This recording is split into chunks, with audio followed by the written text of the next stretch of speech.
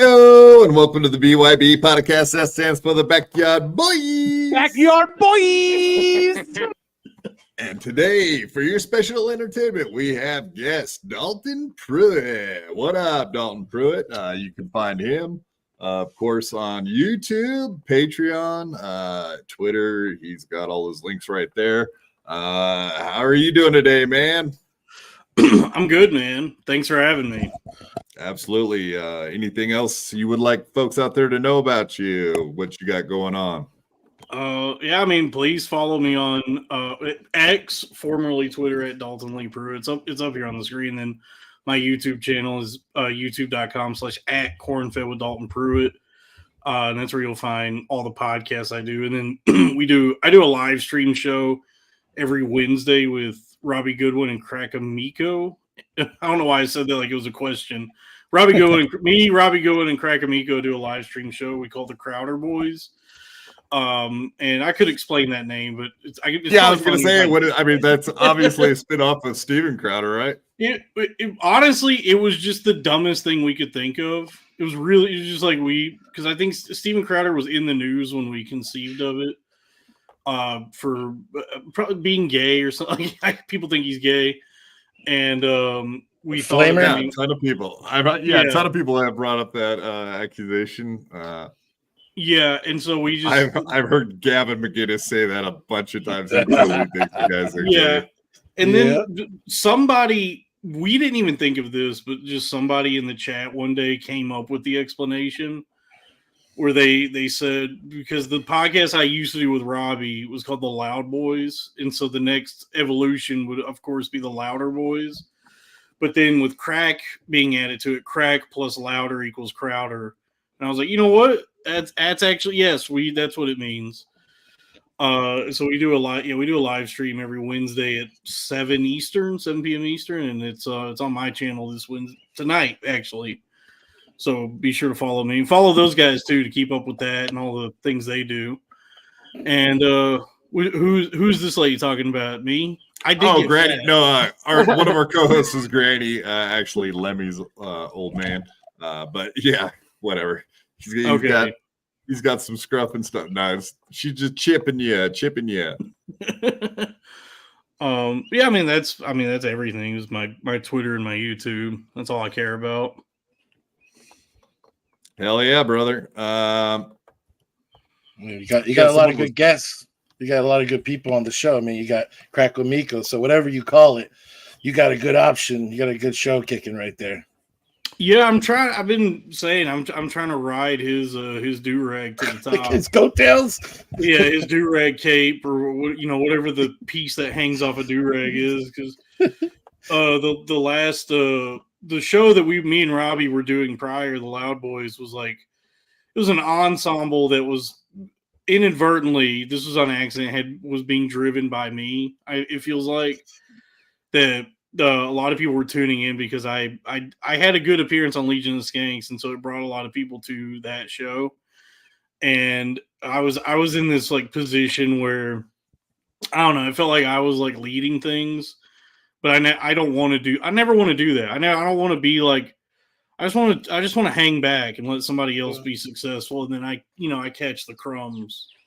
But you know what? They do say that a good leader power is thrust upon them.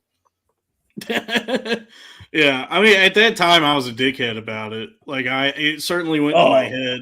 Like, I understand that. Yeah, getting a ton of attention. Yeah, and all of a sudden, people are saying nice things about me in comments. I became an asshole, and Robbie will attest to that. And I've certainly, at this point, I've chilled out, and I'm like, man, I just want to be comfortable now. I just want to make money and be doing okay. I don't need to be the star of anything.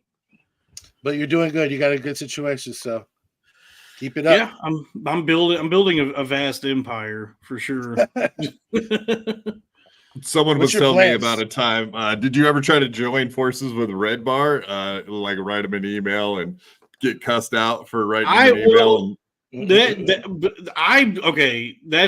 was really embarrassing because like I think a lot of people know that I went through a pretty severe, like life-threatening mental health episode.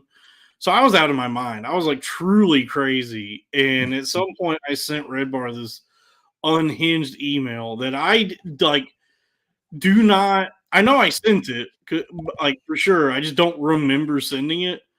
And somebody had to like remind me that happened because he read it on his show and I go, what are you talking about?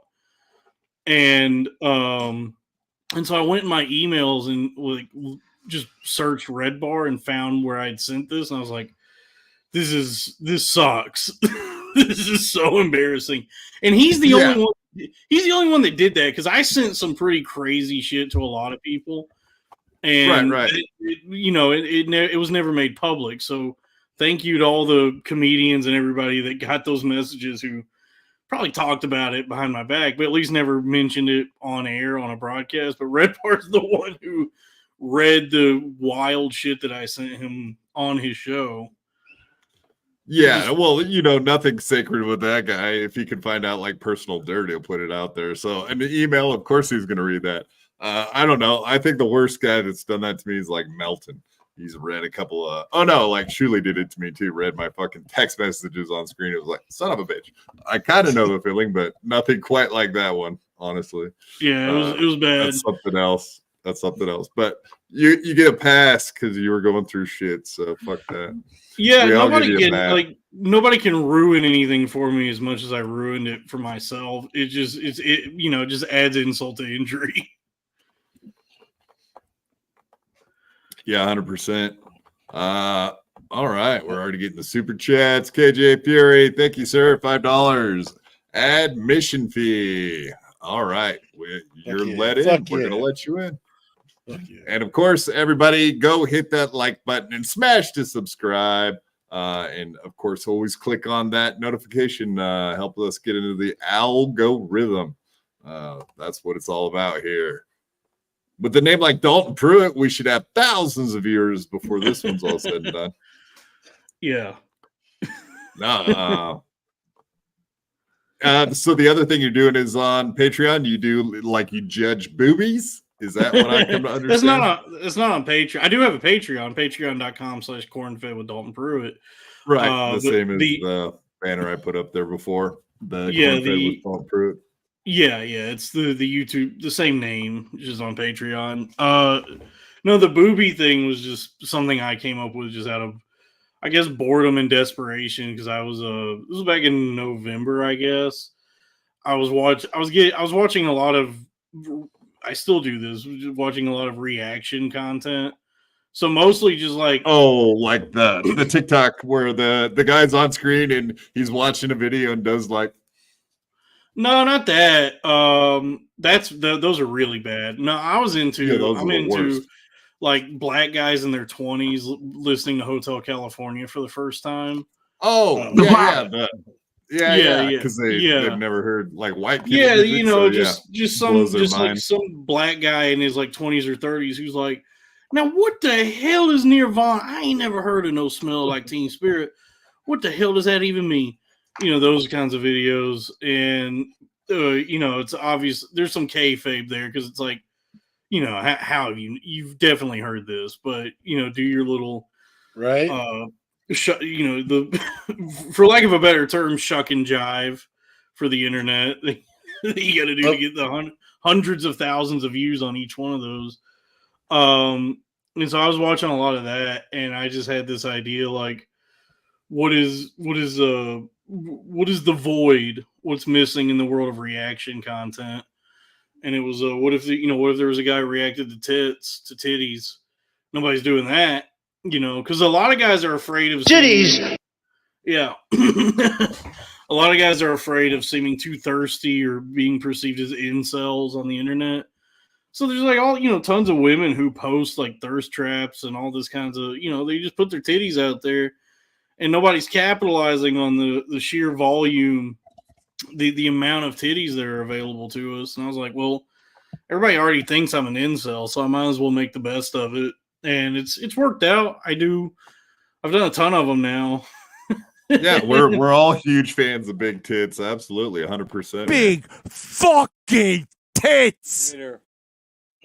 Now, hell yes. You need to get like a street titty reporter, so you could go to maybe a beach and live check who's the biggest titties. Yeah, maybe. Yeah, I'm trying to figure out how to keep it fresh, and I think the next step is live reporter. Get a reporter. Yeah. If you want to do it, that's cool. But it would be cool if you were on the show while the reporter was there. Mm-hmm. Yeah, that'd be fun. I mean, it's basically the I think I just stole that Chappelle Show sketch where he was going around giving out awards to tits in New York. I don't know if you remember that, where he's like, "These are great New York boobs." It's kind of my version of that. Oh yeah, okay, yeah, that rings a bell. Yeah, yeah. Because I do these, you know, I guess the why it works. What I've been doing is I'll find like a video or a TikTok and do a reaction to it, and it'll be like 6 or 7 minutes long, and it's like it's just absurd how long it is and the tangents I'm going on and all that, and how philosophical it gets. And so like I'll record one and just like throw it up on Twitter. I'll throw it up on Twitter, YouTube, everywhere, and see where it gets any traction. Some of them are dead on arrival, and then others have like really blown up. Like I did one recently of that like hippie hip hop wigger lady, Shannon Blake, and that one got a lot of attention on Twitter. I got like 2,000 new followers. You don't know about Shannon Blake? Dude, nope. So she's this like musician who years ago was just normal. She was just a rich white girl ukulele lady. We've seen tons of that. And then somewhere along the way, she did like 1 too many grams of mushrooms or smoked some DMT or something. And she's like full on hippie wook wigger hip hop lady. And she has this huge TikTok, Instagram following, and where she looks insane. She's got like big dreadlocks, and she's wearing like a ton of fucking crystals and shit. And she's got all the like the yoga tattoo. Like she's tatted up with like every culture's tattoos, and she's got all the. It looks like she lives in her van, but she actually lives in like a $4 million house in Lake Tahoe. Okay, I do know who you're talking about. Yeah. Right? Yeah. You got to find her. She goes viral like every few months, and people get upset about her. And I love her for that, because people get so pissed off that this white lady is doing these like Erykah Badu style raps about. Oh, like, I think I know what you're talking about. Yeah. She does. You know, she's singing about like energy and the universe and pyramids and shit. She's a little greasy. She looks She looks poor. She looks greasy. Like she lives in her van. She's dirty. But then if you do enough digging, you find out she actually lives in like a palatial estate in Lake Tahoe in the middle of the woods. This is just like humongous, beautiful, I guess mansion, but it looks like a cabin, but it's just this beautiful mansion. Yeah, there you go. There she is. Yeah, that's her. Yeah, you can see like that's what she looks like now. Like she's gone full wig, and that's what she used to look like. She just looked like a yuppie white lady. Yeah, now she's all psycho, crazy looking. She tatted, every finger's tatted. She looked good. Yeah. I don't know what the dreadlock thing. That's like you have to not wash it. That's so disgusting. I never understood people that do that to their hair. Yeah, I never understood how white people get dreadlocks. I guess it is to ancient. Keep them dirty. It's ancient culture though for Celtics. Yeah, like before baths and showers, it was ancient, right? Yeah, I guess so. Before people wash themselves, right? Like she could be rich. She could be rich and still greasy. You know what I'm saying? She could be rich and be my girl. Still bangable. Yeah, she's hot as hell, but her raps are very. I don't even know. Yeah, it sounds like she's doing like an Erykah Badu thing, but it's all about like. I think the latest one she posted was about drinking ayahuasca in Peru with the shamans and the pyramids, or we used them for time travel, and the aliens told her that, and she healed a kidney infection with her thoughts. So did she like lose her mind on drugs? Like that's the question. I think that's like the question that a lot of people have about her is how much of this is just like an affectation, like it's a calculated move on her part to be provocative and build this audience and make money, and how much of it is that she just got way too into drugs and became this. Because like a lot of what she does seem very like calculated and curated. Like she has developed this persona based on having crunched the numbers and done all the analytics. Like if I become the whitest wigger hippie hip hop lady on the planet, I can get this huge audience. Because she didn't used to do this. Like her song, her music and everything was like completely different 6 years ago. And now she's doing I really got into her. I went on a deep dive and I've explored the history of this lady. And then I did a review on her tits. And they got like, what's the size? They look like solid C cups, maybe D cups. And I thought they were fake at first. And then she responded and said they're actually natural. So I had to do a retraction. I had to do a revision and post that. But yeah, I mean, that got like 2 million views on Twitter, and I got like tons of new followers from that. Yeah. I've been like really trying to figure out grifting on social media, and so I've started. Yeah, absolutely. We're all chasing clout and trying to grift. That's what we're here for. Yeah, so I figured out that sometimes you can grift the grifters, and so when she was going really viral. That big account, Dom Luker, the breaker of narratives. You know that guy? Oh yeah, Dom Luker or whatever. Yeah. The black guy with dreads. Yeah, he sucks. No, he seems like he just makes shit up constantly. I follow. Oh, he is a complete idiot and is just constantly making up everything he says. I don't know, like all the Puff Daddy shit was hilarious, and then he has all these funny videos of people doing stupid shit, like hanging out with Puff Daddy or dude, the thing he just posted, I think it was like yesterday or 2 days ago. There's the new people are so dumb. People are like really schizophrenic now because the thing that's one of the new schizo QAnon style conspiracy things that people are discovering are the lyrics to Californication by the Red Hot Chili Peppers. That they seem to have had some sort of prescience at that time in 1999, given how apt the lyrics are to nowadays, where they're talking about, like if you actually listen to the lyrics of the song, it's all about like the evils of entertainment and the commodification of, I don't know, life, it's whatever. And so he posted something where he was like, talking about things like, this is the craziest thing I've seen this year. And it's like, what, a 30-year-old Red Hot Chili Peppers song? Okay, let's check this one out because I actually watched this, and I don't know. We don't have to watch the whole thing, but it was tripping me out. When I say it's still the same gatekeepers, what I mean by that is a company called Vivendi. Period. Okay. I could just like Vivendi owns Viacom. I could just explain. It was just about these guys. That guy was saying that they would take the new hip hop guys that they wanted to push, and then they would like give them knockout drugs and have sex with them and videotape it while they were out. And then when they came back, and it was time to sign a contract, they would sit down and be like, all right, sign the contract. Of course, they'd be like, no, this ain't enough money or whatever, bad contract. Then they'd bust out the video, make them watch the video of them getting like, hey, we'll put this out there if you don't sign the contract, and so on like that. Make them sign contract after they show them the butt rape video. And he was naming names too. It was pretty funny. He was like, this guy, that guy, all the guys that have made it have butt sex videos. So. Yeah, and I've always claimed all the rappers are gay, so why not? Let's push it. Yeah, every famous black guy is either gay or has gotten gay raped, according to Dom Luker.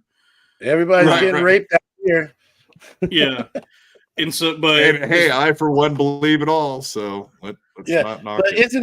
Isn't it weird? Like the fixation in that community. Like if you're gay. By being gay, you have this evil agenda to destroy them. It is a little bit that black folks do have a little issue with that. So I think there's truths to what they're saying. These dudes are bad. The trafficking thing, all these big things. You have Cassie right now, his wife, going to the feds. She says she's been working with the feds for like a month here already, and then you got his boy getting caught. He's working with the feds. Something's going down. These guys are bad dudes, but also the reaction of the black community to any of this stuff. But the weirdness, too, of the structures of homosexuality and rape in that field of music. And I think it's because hey, wait, Jason, weren't you in the music field? So yes, and you got some insider information. I mean, you had some dicks inside you, right? No, not dicks, but I was around a lot of dicks and orgies. That's about it. And there was bitches, but the black one. I saw dicks. You looked at them for a little too long. We heard you like their glory. At the oh yeah, I was just staring, and then I was using oil and just making sure, But no, in rock, we slept in a van, right? So we had to fuck sometimes. Down by the river. Well, yeah, a van right down the river. Yeah, that one. Yeah, but I don't know. That's the type of stuff rock is. Then you find a girl in some city and you sleep. Some of you sleep on the floor, and one gets the bedroom with the girl. Mm-hmm. I mean, this shit happens in music, but the type of music no one was like, hey, you gotta be gay to play guitar on this band. Never happened. Never happened. You never had to look at your own video. You just signed the contract naively. Yeah, people sign contracts with their ass now, according to the structure. You don't think Henry Rollins had to get raped in a Black Flag? What? It'd be funnier if he did. Yeah, that would make sense as to how he got that job. Is if he had to get raped in a Black Flag. No, I heard him tell stories about drinking beer out of his boot. Maybe they made him drink cum out of a boot. Who knows? Maybe. Beloved chatter, $1.99. Thank you, sir. Didn't Dalton kind of pull an Erykah Badu thing? I guess, yeah. If you talking about me, I lost my damn mind, which I think she did too. So yeah, she was already pretty much doing pretty well. Oh, but what I was going to say, grifting the grifters. Lucre. Yeah. Right. Whenever something goes viral, if I happen to have a titty video on deck about it, I just start posting it in all the big grifters comment sections whenever they post about it, and to see if anything happens. And so Dom Luker was one of the accounts that posted something about Shannon Blake. So I posted my video in his comment section, and that was where it like blew up in there. Like it got like over 2 million views, and I got like 2,000 new followers on Twitter. And so I've learned, as much as I don't like these kinds of guys like Dom Luker, Ian Miles Ching Chong, or Ole London or any of these dudes. Oh, right, yeah. I've learned how to Miles use Cross, them. Right. Yeah, I've learned how to use the grifters for my own benefit. Because I mean, fuck them. I don't like them. They suck anyway, and so I might as well leech off of them and grab whatever audience I can off of their posts. I mean, even let's be honest too. Like, even out of like all the crap that they post and stuff, there is some truth in there. Like, I know they go way over the top with their info, but there is within every bullshit story, there probably is some amount of truth to it. You know what I'm saying? Yeah, I mean, if you throw a stick of dynamite in a lake, fish will pop up out of the water. Fish. Yeah, you'll catch a fish. So I mean, yeah, it's the Alex Jones model where it's just like anything. When people say like, "Well, Alex Jones has been right a few times," and it's like because he's throwing everything at the wall, and it's very entertaining. 12 hours. He's got a long show too. Yeah, so he's throwing a lot of shit at the wall. Yeah, if you just say every conspiracy theory, eventually you'll unearth an actual conspiracy. But you got to go through the frogs gay. Yeah, you got to go through 100 gay frogs to get to Bohemian Grove. You know what I mean? Like to actually find the truth, you got to go through like all the bullshit that he spouts off every day. So what you're saying, we got to be discerning about the people who constantly find conspiracies. I mean, I think they're entertaining. I think conspiracy theories and conspiracy theorists are entertaining, but when they start like really believing it and believing every one of them, that's where I'm that's where I just become fed up with it because I'm like, if you know how to read, you should be more discerning. Like if you have any wits, if you graduated high school, if you've been around for a number of years, then you can't start like it doesn't make sense to me when a man in his like 30s or 40s is talking about like Nephilim and flat earth and the hollow earth and the moon isn't real and space is fake. I'm like, and gay. Now this fake and gay. There's guys, like Eddie Bravo, Sam Tripoli, Jim Brewer. I mean, these are the guys I'm talking about. Yeah, exactly. There isn't a thing that they've heard that they didn't believe like instantly the second they heard it. Whatever, they just don't seem to disbelieve anything, or at least they're open to it. I don't know. Yeah, and it like makes you seem less credible. Also, like it devalues all the actual conspiracies that are out there because if you're talking about like they cloned Dave Chappelle, then when proof. we actually there's proof. there's proof. His auntie did a whole video. His auntie had exposed him. See, what I like to do with the conspiracies is just throw them out there, just like you said. And it's all you gotta do is don't act like you fucking believe them. Just fucking get them on to talk and say these things because it's fucking awesome and hilarious with the mind and everything. I mean, that's how I look at it. Yeah. I've always said like they're very creative. Like these guys, somebody like Jim Brewer, Sam Tripoli, or any of these guys, if they could harness that creativity into anything else, they could probably write a fiction writer. Yeah, they could probably write a book or something. But they're just so short-sighted and seemingly very stupid that they think they're uncovering the truth when it's like you probably could just write a book or something. No one would read it. No one would read it for sure. But hey, Roseanne Barr. You could say you wrote a book. Pretty credible. Yeah, Roseanne Barr, sure. I trust her. No, they didn't clone Dave Chappelle. They cloned Neil Brennan because he was funny on his last special, so they must have. No doubt about it. It's fact. He couldn't have been funny otherwise. I literally censored my joke there. I'm not going to say it. Go ahead. Speaking of Brennans, though, you were on MLC recently. Obviously, I don't know. We had Stevie Lou on our show for a year, so we saw you bashing it, or not necessarily bashing it, but whatever. You told your story the other day. So have you ever been on MLC before the other day? Yeah, I'd been on a couple times before, and like years ago. And then I reached out to Kevin like a week prior to that appearance that was just on, and I said, "Hey, will you come on my podcast?" And he was like, "I'm too busy to do other podcasts. Come on mine. I do it every day at 4." I was like, God damn, every day? And I was like, well, I'm free Tuesday.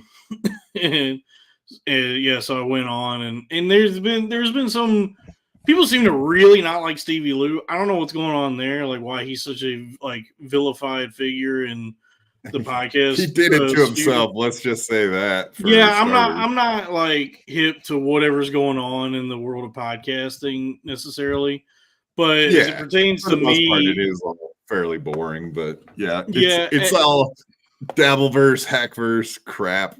Yeah, if you're not in the middle of all that stuff, it's impossible to keep up with all this. It's never-ending story of soap operas. Yeah. One piece, and you don't understand the month. Yeah, I mean, as it pertains to me, there was mutterings, there was rumblings going around that Stevie Lou was the one responsible for my demise. That he had done something to me at Skankfest that led to me going through what I went through, going crazy. And I refuted that. I was like, well, he didn't necessarily do anything to me. I just took a bunch of drugs but I don't like blame Stevie Lou for anything. He certainly gave me drugs, but I don't think he was operating as any sort of malicious actor. And then so I reiterated that on Kevin's podcast, and Stevie chimed in and said that wasn't true, which was odd because I'm like, no, I definitely remember you giving me like some sort of liquid LSD at Skankfest. Like that, I mean that's not to say I blame him for anything. Like I made all the decisions to ingest anything I ingested. That was my decision to make. Did you pay for it? Did you buy it? No, it was free. That was the thing. Tons of people were giving me free drugs then. So it's like, okay, let's start with that because like Stevie Lou was like, oh, I was totally sober the entire time I was at Skankfest, which I absolutely do not believe for one. But the Skankfest is built around everybody there getting all fucked up the whole fucking time they're there, pretty much, right? Unless there's sober people in general. As soon as I walked up to the venue, people were just handing me mushrooms and acid and weed and all kinds of shit. And at one of the days, Stevie came up to me and he had this like dropper of what I presumably LSD, and like dropped it on the top of my hand and said, "Now you gotta lick that off." Why on your hand? Why can't he just drop it on your mouth? I don't know, man. But that was like a small drop in a river of drugs that I was consuming at that festival. So it's like, was he high? Can you tell us? I don't. If you he who knows? I mean, I assumed everyone there was high. But did he appear high to you? I mean, it's hard. I have trouble remembering a lot from that time, but he was certainly him. He was there. He gave me drugs, and I assume he was high, thinking back on it. But I mean, I was so fucked up that everybody to me was also high. I couldn't accept a reality in which they weren't. So that pretty much says he was high. Yeah, sure. But he denied that this happened on Kevin's podcast. That he did more than deny it. Like he got pissed off at you, from what I could tell. I mean, we could even watch the video back. He did seem to get upset, but then after the fact, I mean, there were a number of people who said like that I'm not the only one with a story like that about him. That there's like a ton of people who have similar stories of him like giving them drugs or something going. So I always thought he was a nice guy. To me though. That he was always like nice. He's giving drugs to everybody. He was always friendly to me, and I always thought he was a nice guy. I don't know what's going on, like why so many people seem to hate him. But he does seem to be a hated figure in the world of podcasting. So much so that a Chinaman or something attacked him in the streets of New York. The guy's name's Kenyatta Brown. We could show him to you real quick, but yeah, the dude whacked him on the arm, and actually, I mean, I got the guy right here. Some sort of like kung fu warrior. Yeah, this guy right here. Lou. This guy right here. There he is. Oh shit! He got Ghost Dog Way of the Samurai. Yeah, well, he got end chucked. That's what we call it. He got this is the end chucker, nunchucker. I mean, Oh, I like that nunchucker. We're just fucking around. No, actually, we're trying to get that guy on. We'll definitely talk about that too. But yeah, there's a guy named RP MLC Legend. He's a super chatter. We kind of know who the guy is in real life and stuff, but he's definitely given me some info. I know where the guy works out in New York City. We've got some videos from him actually from a Planet Fitness from before. And I don't know. We've been showing this shit on our show for days now. Okay, it's funny. I don't know. He removed his posts. They're gone. Y'all know the attacker. Like that's a known guy. Yeah, his name's Kenyatta Bryant, as a matter of fact. Okay, so it wasn't just some homeless dude. It was actually somebody that did not like Stevie Lou that was like targeting him specifically. No, he could be still homeless because homeless use those facilities. They pay the $10. I mean, I may have tried to make that link because Ray DeVito does work out in a Planet Fitness, and Stevie Lou threatened. He did threaten Ray DeVito, and he works out in Planet Fitness. That guy worked out in a Planet Fitness. Maybe they bumped into each other, and Ray was like, "Hey, man, will you take care of this guy for me?" Something like that. I don't know. It's possible. Okay, that is funnier if it's somebody who was targeting Stevie Lou. But we just assumed that the guy was walking down the street like Stevie Lou may have looked at him because the guy really. We've seen a bunch of videos of him, and it seems like he has an issue with people like looking him in the face. So the guy might have been like, "Hey, don't look at me" or something, and then Stevie Lou probably got chimed back at him. Shot was like, "Hey, fuck you, leave me alone." And then whatever, that guy pulled out nunchucks and whacked him on the arm, broke his arm. That's hilarious. That's funny. The cherry on top is it was in the New York Post recently. Yeah. You see that? Oh yeah, it was like Stevie's picture on the article. That's what I mean though. They redid it because he got arrested. That Kenyatta Bryant, they actually tracked him down and arrested him. So that's how we all know who he is, because he got arrested for the crime of beating up Stevie Lou. Instead of getting an award like he deserved, he got arrested. How dare they? That's how the city of New York just does not care about women, because look at the number of stories of like women getting attacked on the subway, and the guy just leaves, and nothing ever happens. Fucking Stevie Lou gets attacked, and there's a citywide search. They sweep the streets to find this guy. Right. Yeah, no, like there's that big thing going around about like white chicks getting punched in their face right now. That's like the big story, right? Yeah, like getting targeted but they're letting them. Every one of them has been let out the next day. So I guess punching people, hurting people is not a big deal in New York City as far as I can tell. They don't even care. You could punch Rick Moranis and he just never get in trouble. Yeah, that was a crazy one for sure. Yeah, because he had been a recluse for so many years. Like nobody had seen him in like 20 years. And then I guess he's finally like, okay, I guess it's time to go outside again. I'm over my dead wife. Time heals all wounds. And then the second he steps outside, they're like, motherfucker, Ghostbusters. Time to go back to reclusion. Yeah. That's right.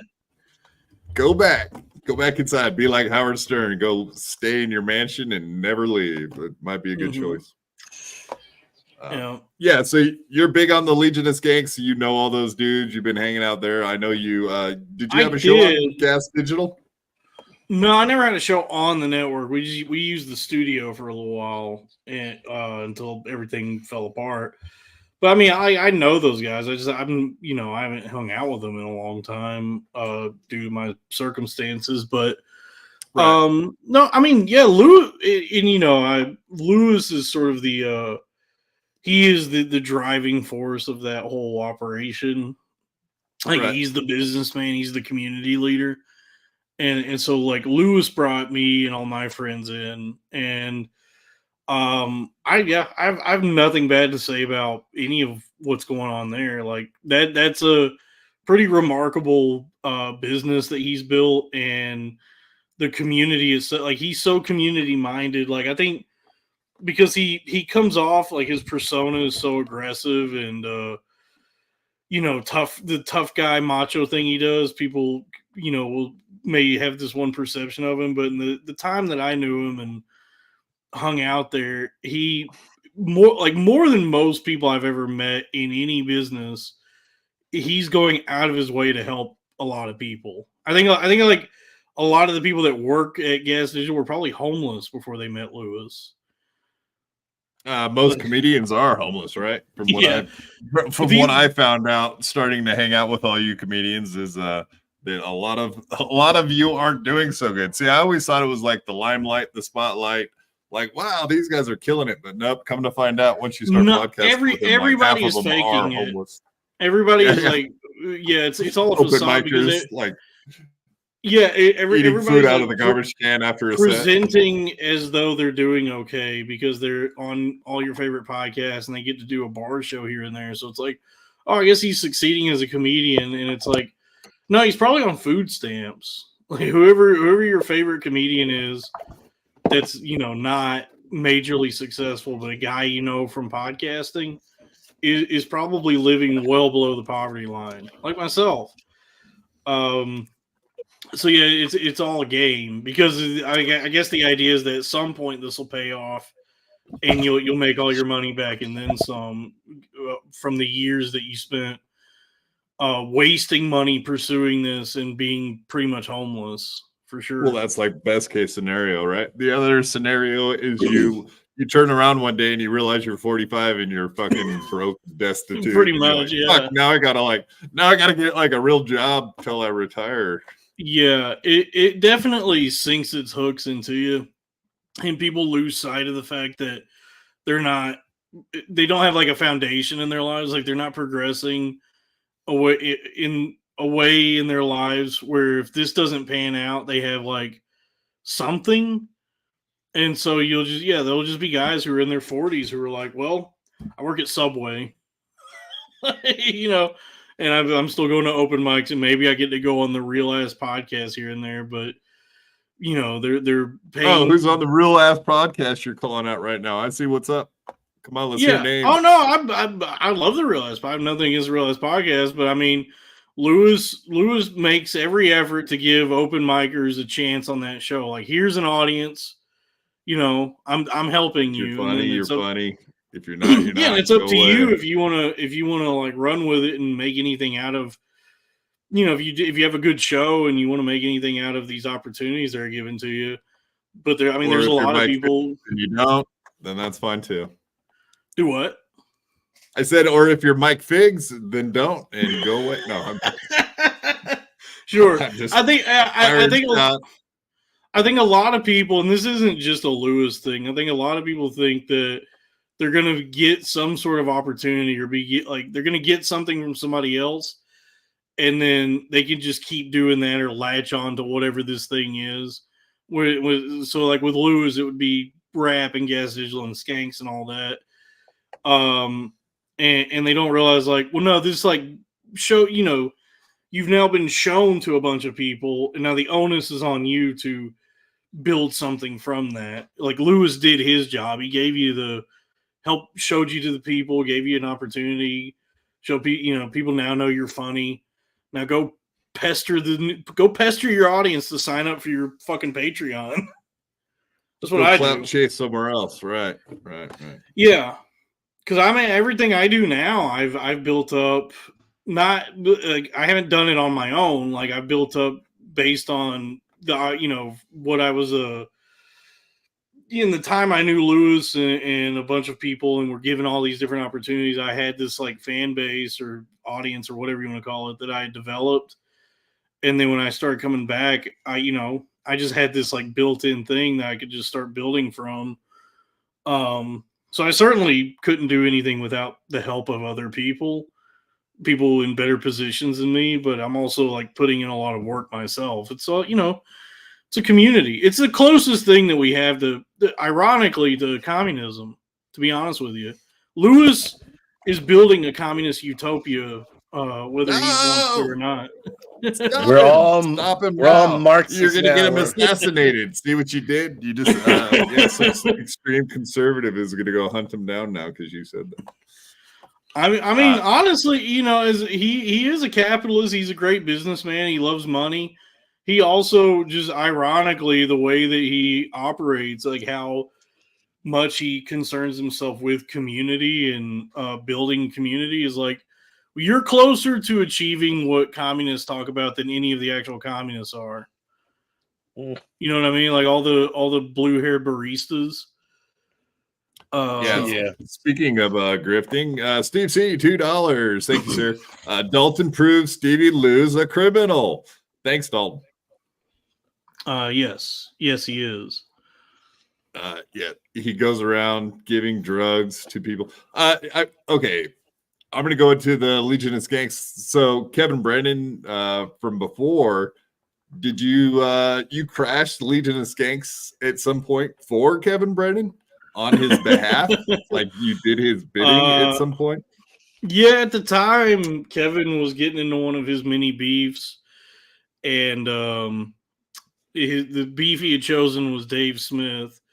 He was going after Dave. Oh, he still talks about Dave Smith all the fucking time. Don't kid yourself. Yeah, he was going after Dave. And how unfunny he is and all that shit. Yeah, he was going after Dave unprovoked, and the Skanks at the time were responding to it.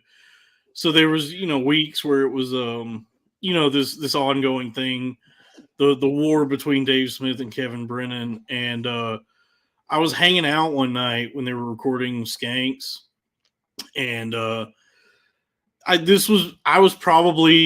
was definitely starting to lose my mind. Whatever you want to call it, mania is the medical term. But what was it exactly? Is that bipolar? And then you had a manic episode? Is that what you're saying? It was at that point, I guess it was I was in mania. Were you in psychosis? The psychosis came later. So I guess this was mania. So this was just me. I was very impulsive and high energy and just kind of like bouncing around off the walls a little bit, but it wasn't full on psychosis yet. And so I was there while they were doing Skanks one night, and at one point Lewis got up to go piss, and I ran up and sat in his seat with no plan. I wasn't planning on doing this. I didn't know what I was doing. And so when I sat down and I realized I guess I have to say something now, I just leaned into the mic and I was like, oh, hey guys, I just want to say Kevin Brennan is funnier than Dave Smith. And I caught the ire of everyone in that room and then thousands of people on the internet for weeks after that. Dave was pissed. I think Lewis might have thought it was funny, but obviously he had to stick up for his boy. Yeah, loyalty. Yeah, and so they all took a dump on me that night, and then it was just weeks I still get people still bring this up to me just online randomly. They'll mention it and talk about when I did that, and looking back on it, that was an extremely disrespectful thing to do to someone on their show. Well, also he was kind of one of your boys, though, right? You were well known around Legion of Skanks at what time? I had zero reason to do that. I was cool with Dave. They had given me a big opportunity. I don't know what was going through my mind. What compelled me to do that? It was a really stupid stunt, and I guess in my mind, I thought that that he would think it was funny or something. But he didn't. He kind of took it personally in the moment, and then everything cooled off with him after the fact. But yeah, what about Kevin Brennan? Did he hit you up and was like, "Hey, good job doing that for me" or whatever? Or Kevin had me on his show after that, and he just kept what he said was, they call themselves the Legion of Skanks. Isn't that a skanky thing to do? Shouldn't they enjoy that? They like that kind of stuff, the stunts and being skanky. And I was like, that makes sense when you're saying it, but I mean, it is like just disrespecting their show. Like, I wasn't invited on the show. They don't know me that well. I'm not like one of the boys, you know. Like if like somebody like Shane had done that, like Shane Gillis or any one of those guys, probably would have been like peers busting each other's balls. But I'm like, I was just some unknown. I'm still unknown, so there wasn't that level of I guess like respect and camaraderie between me and Dave. And that, you know, I got what I deserved. I almost died. I ended up in the hospital. Dave put the fucking the Sheeny curse on me. What's the Sheeny All right. curse? Well, okay. Yeah, so kind of back to that. So we're talking you saw Stevie Lou November 5th through 7th, Houston, Texas, 2021. That's the last time they had a Skankfest at Texas. Yes. Yeah, after that one they've done Vegas the 2 years after that. So like when did the manic shit start happening? Was it immediately kind of right after that happened? Skankfest was November. November 5th through 7th. Right? I've spent a lot of time trying to piece all this together, like put the timeline together in my mind. I would say that I was like probably starting to lose it months prior to that. Like I was having like weird manic things happening, like the crashing Skanks and just like other stuff here and there that, looking back on, if I had known anything about how any of this works, like what any of this looks like, what to look out for, I would have gone to a hospital instead of just doing more drugs and going to open mics every night. Yeah. And so, you know, everything was just like building up to something bad, pretty much. And so November was Skankfest South, and that was, you know, just a 3-day drug binge. Because I didn't and I also didn't have the awareness or the sense to understand that for anybody, you should moderate what you put in your body when it comes to mind altering substances. I just assume that because, you know, that you got guys like Rogan and all them now touting the health benefits of psychedelics. I was like, well, then I guess I could eat like, you know, bags of mushrooms for a few days and I'll be fine. Acid, it's like health. It's a health supplement. And you're not supposed to do that. And so, yes, CNN will tell you, do not take medical advice from Rogan. We learned that through the pandemic. Yeah, don't eat a bag of mushrooms and take acid Or and smoke a ivermectin. dab. Yes, don't mix all these things together for 3 days straight. Right. So I did all that, and I got back to the city, and like I'm not even aware of how much I'm like destroying my life. Like, you know, because like I've been very impulsive, so like I have no money, but it's like not even occurring to me that I'm not like really like making enough money to support any of this. And that my life is falling apart, but I'm having a good ass time.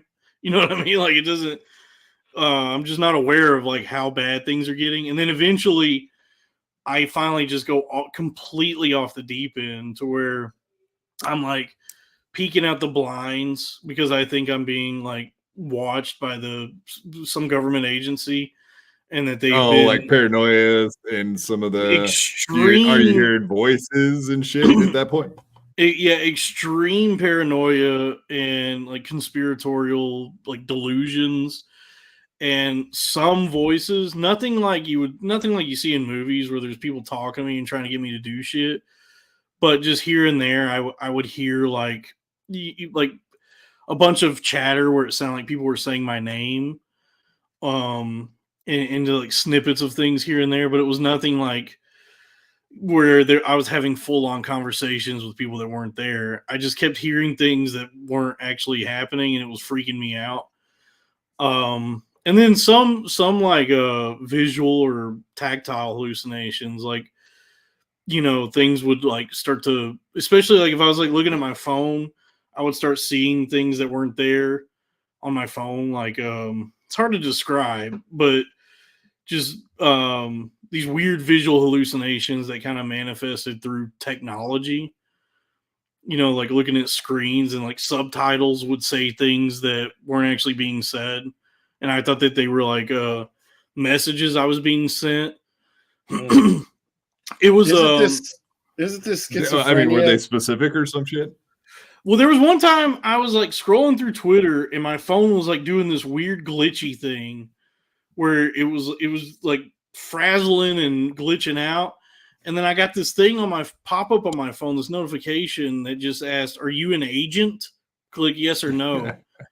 And I still don't know if that was real or not. Like, I don't know what that was, but either way, it fucked with you. Yeah, it fucked with me because I was like, I'm just on Twitter. What does this even mean? Well, I'm an agent? And I was like, yes, I am. And so I thought that I was being sent these messages by some entity that, and I was supposed to like start trying to find the truth. But I never had any idea of what that meant. Like, I had this idea in my head that there was some like something I had to discover, some like truth or conspiracy that needed to be unearthed, and that it was my duty to do so, to save everybody. I don't know how to describe it. It was like, but I had no concrete idea of what any of that meant. So I was constantly coming up with new and weirder conspiracies each day and trying to tell people about them. And anytime I called anyone with this stuff, they'd be like, "Hey, you need to go to a hospital. You have to, this is alarming. Like, everything you're saying is really scary. None of it makes sense. And you're clearly very sick. You need to go to a hospital." But when you're in that state of mind, anyone that tries to help you think that now they're a part of whatever this sinister operation is. So I just was like, "Fuck you! You don't know. You think I'm sick? You're sick. Fuck you." So nobody could help me. Unfortunately, in situations like that, it usually does take something horrible to happen before like the authorities can get involved or family or whatever. So you ended up having a total break, and then what? You got taken to a mental hospital or what? Like, Bellevue? Like a break to the point where there was like loved ones and friends and all that were like, "Well, he's going to die. Like, this can't go unchecked. He's not going to come out of this on his own." So there were people that stepped in, and I eventually got a 5150, which is a involuntary hospitalization, which, that was like really strange because the authorities were called, and so the cops show up, and I see the cops, and like I have this idea in my head of like, I've seen how you're supposed to deal with cops from like movies. I don't know what I'm doing. Like, I've never been confronted in this way by the police, but I just went up to the cops and I was like, "All right, let me see your badges. I want to see your badge numbers, officers." And so I looked at their badge numbers, and then I saw their names. And one of the cops, I saw the name on his badge, and I'm not saying this did happen. I saw his name, and I go, "Wait, your name is Officer Looney?" And he goes, "Yeah, as in Toons." And so, and this whole time I thought, like, all of this, I thought I was part of some like big production that was, so that there was some sort of the Truman Show, the Dalton Show. Yeah, like a Truman Show type thing. Like, I'd constructed this reality in my mind that I was a part of some sort of a thing that was being manipulated by outside forces. So when I'm talking to Officer Looney Tunes, who's supposed to take me to the mental hospital, I'm like, "Oh, okay, sure, Officer Looney Tunes. All right, well, take me away. I know how this goes." And the whole time I'm thinking that this is all part of like whatever the game is, or the whatever this is, this production. And then, when they're finally injecting me with the cocktail to knock me out because I'm too out of control, is when I go, "Okay, maybe this is real." Like when they're like, "All right, hold him down. We got to inject him because he won't calm down." That's when it finally hit me. Like, oh, I guess maybe there's something more going on here. That it's not a production. Maybe I am actually crazy. Yeah, so then you get out. Yeah, now you're with family. What's going on with you now? I spent some time in a mental hospital, and I saw how bad that is. That was not a good time. They do what they can, but there's no those kinds of services don't they get you in there. You can only be in there for like a week or two before they gotta tell you like, all right, well, get the fuck out of here. There's no funding for this, so we've done what we can. So then I'm just back on the street, and I had this. I just realized like, I'm not crazy anymore. I'm pumped full of lithium, and I'm not like psychotic anymore. But on the other side of that, it's not like that wears off and you just go, all right, well, I'm back. It's actually now there's a long road ahead of you in terms of recovery. And so I was like, oh, I'm going to die if I try to tough this out. Because I just was like, the best I can describe is I just was in the abyss. Like I was done being crazy, and now my mind is gone, and I'm having trouble like even stringing a thought together, or, like talking to people or doing like basic human functioning. And so each day you're literally on the streets, or do you at least have buddies up? No, I mean I was in an apartment, but all of it was like I just realized like I'll be dead within like 2 months if I keep doing what I'm doing. This moment of clarity I had, I was like, I'll just be dead because like I feel like I'm dying. Like I just went through this horrible traumatic brain accident that I had, and now on the other side of it, my mind is just completely shattered. And so I just ended up leaving all of that behind, and I was like, I'll figure it out whenever I can, and just went back down south, back to my homelands. And eventually, it took a lot of time and effort to come out of whatever that state was. I don't really know how to describe it. I was brain dead, and then I finally came out of it, and I was like, all right, well, I guess I have to start doing podcasting again because I have no options. So I have a pretty decent podcast now. I'm starting to make money doing podcasting, which a lot of people never do when they try to do a podcast. Yeah, man. So, yeah, you got quite a little group of subscribers and shit already. You came out of nowhere and you're doing it. Yeah, you got Crack Amico and Robbie Goodwin, homeboys. You've known them for a long time. Probably from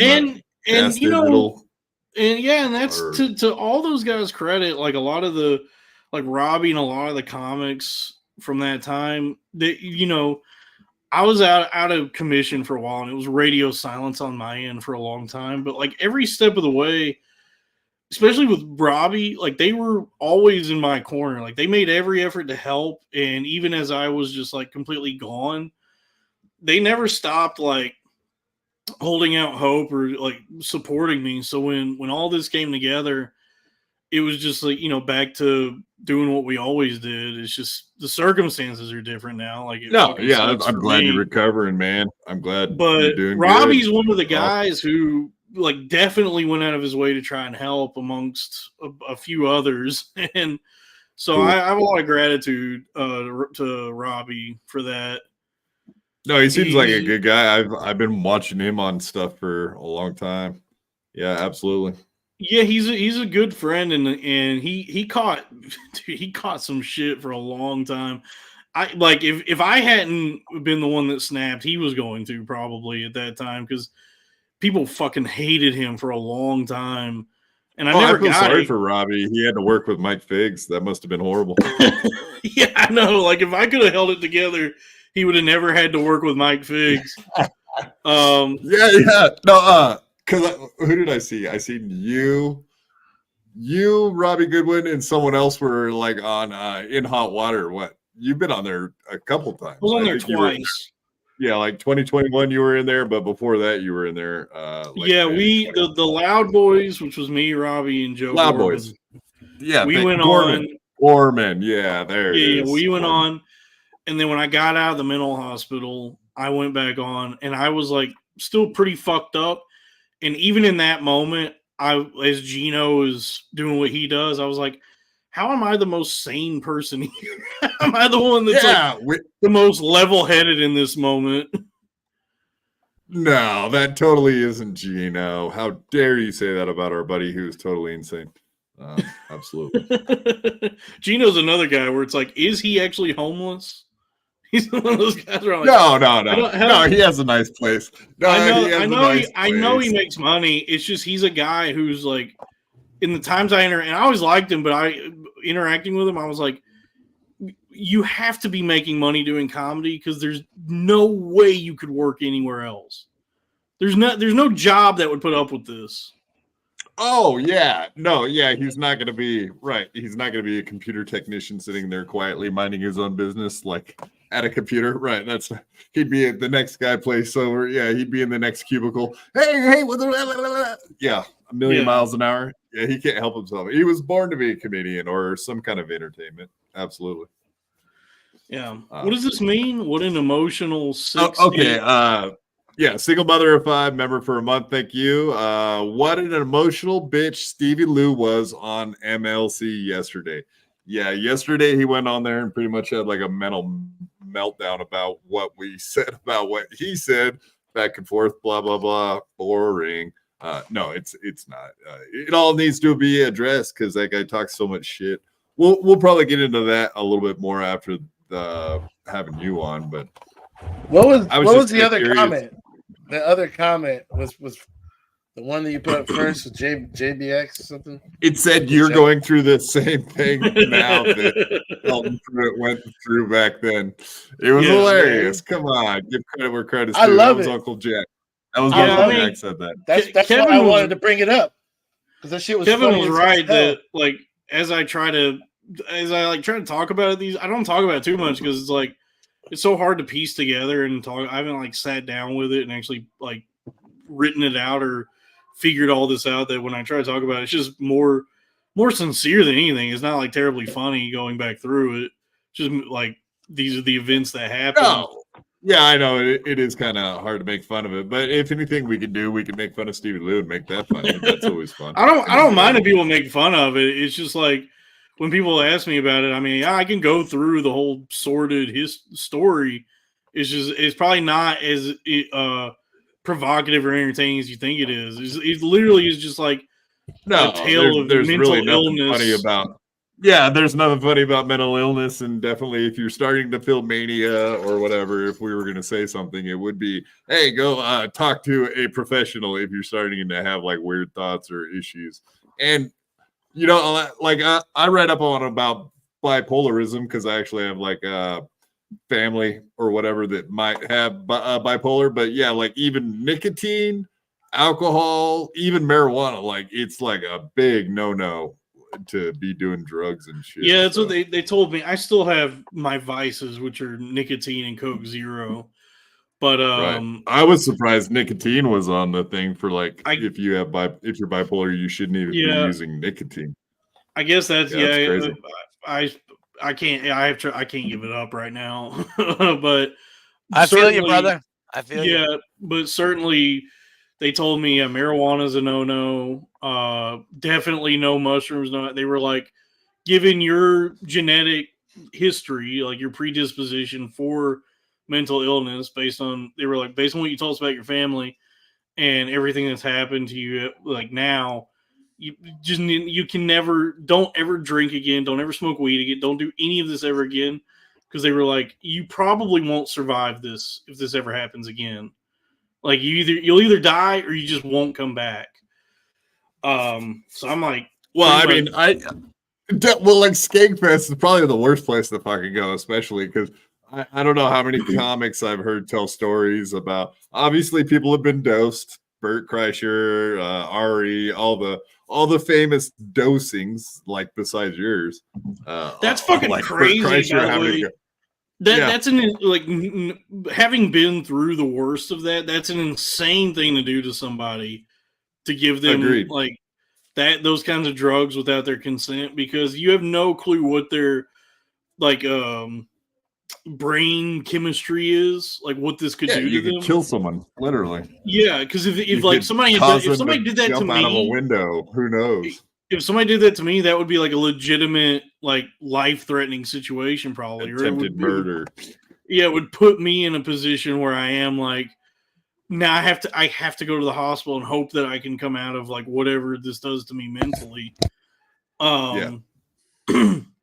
So that's an insane thing to do to somebody.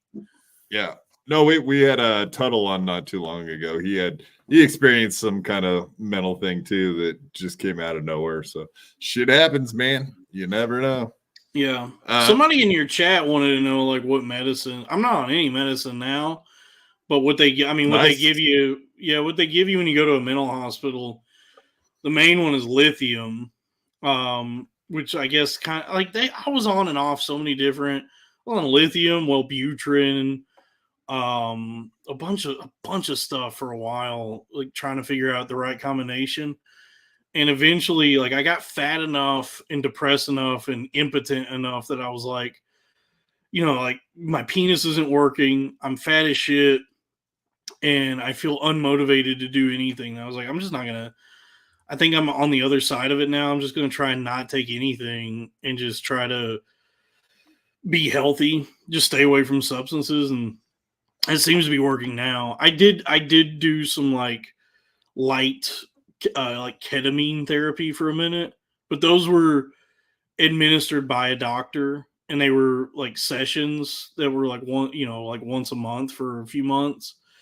And that actually did seem to help, but I don't know if I would advocate. Oh, so Rogan was right after all. See, after you bet,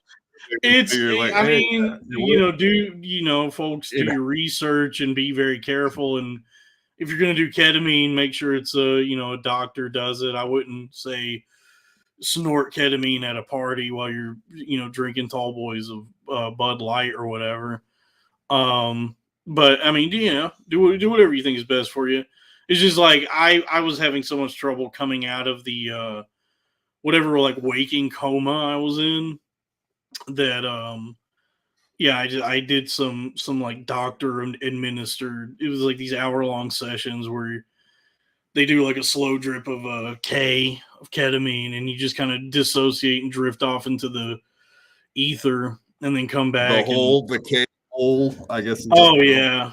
Yeah. I went full K hole, just like I don't exist, nothing exists, none of this makes sense. And then you come back and you're like, man, that was crazy.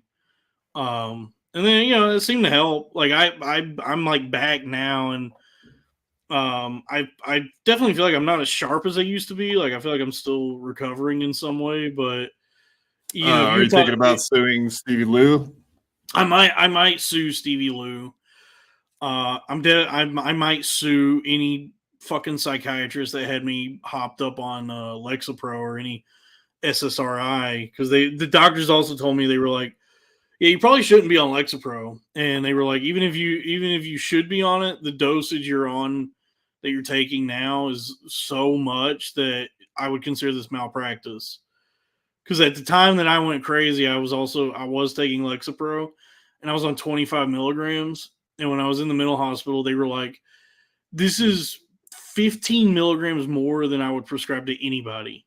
They're like, this is a crazy dose. Oh, so maybe that had a huge part to play in it, huh? Yeah, they told me, like, for people who this is not the right medication for, this by itself could induce mania.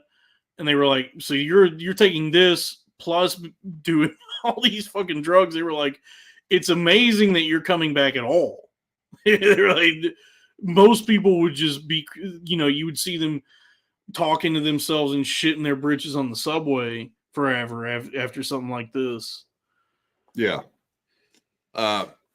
Yeah, I know you got a limited amount of time, but I was just kind of curious, like, is Stevie Lou well respected at the time you knew him? Like, as far as like comedian, podcaster, anything like that? People seem to like him. Like, there was like, I don't know what people thought of his comedy. I hadn't seen much of it. But he was like a figure. He was somebody that like whenever he was mentioned in conversation, there were people who were like, "Oh yeah, he's a good dude," and then it seems like since then, everybody hates him now. Yeah. Yeah, most recently within the last 8 months or something, like he went into Legion of Skanks and he tried to like crash it and pretty much was trying to get Luis J. Gomez to do a boxing match with him or get like Alex Stein to do a boxing match with him. But yeah, he went in there, they just kind of blew him off, so it didn't seem like they were too hip with him at this point. So Stevie Lou and Alex Stein, battle of the retards. Jesus Christ, dude! Alex is a successful dude, and a lot of these podcasts are successful. But there does have to be. I've had my come to Jesus moment where I look at all this and I go, all right, a lot of these people are retarded. There's a lot of like retarded grifters who are succeeding, and I mean, more power to them. But is that really what I want to be a part of? Is the like, do I want to be somebody who's trying to latch on to Alex Stein for any amount of my success? You guys, friends? Yeah, I mean, he blew up there for a second, but most of his shit's like Twitter tricks, fucking with AOC or politicians, that kind of shit. I don't buy it. All these people who all of a sudden are like political pundits, or they seem to have ingratiated themselves in the world of politics, like Alex Stein. A lot of people. Okay, you were on Wet Spot with like Chrissy Marin. A lot of people try to say that about her, like she was a liberal, and all of a sudden she found this conservative. She's one of the people I'm talking about. Like she's all of a sudden, like nowadays, full right-wing conservative. Yeah. Like look, like all the markers of grifting are there, and it more than anything, like I wouldn't have as much of an issue with it if it was sincere. But more than anything, it just seems false to me. It seems like I don't think you actually give a shit about any of this. It's just you figured out a way to make money. That this is like a good grift for the time being. But I mean, is there any longevity to that? Probably not.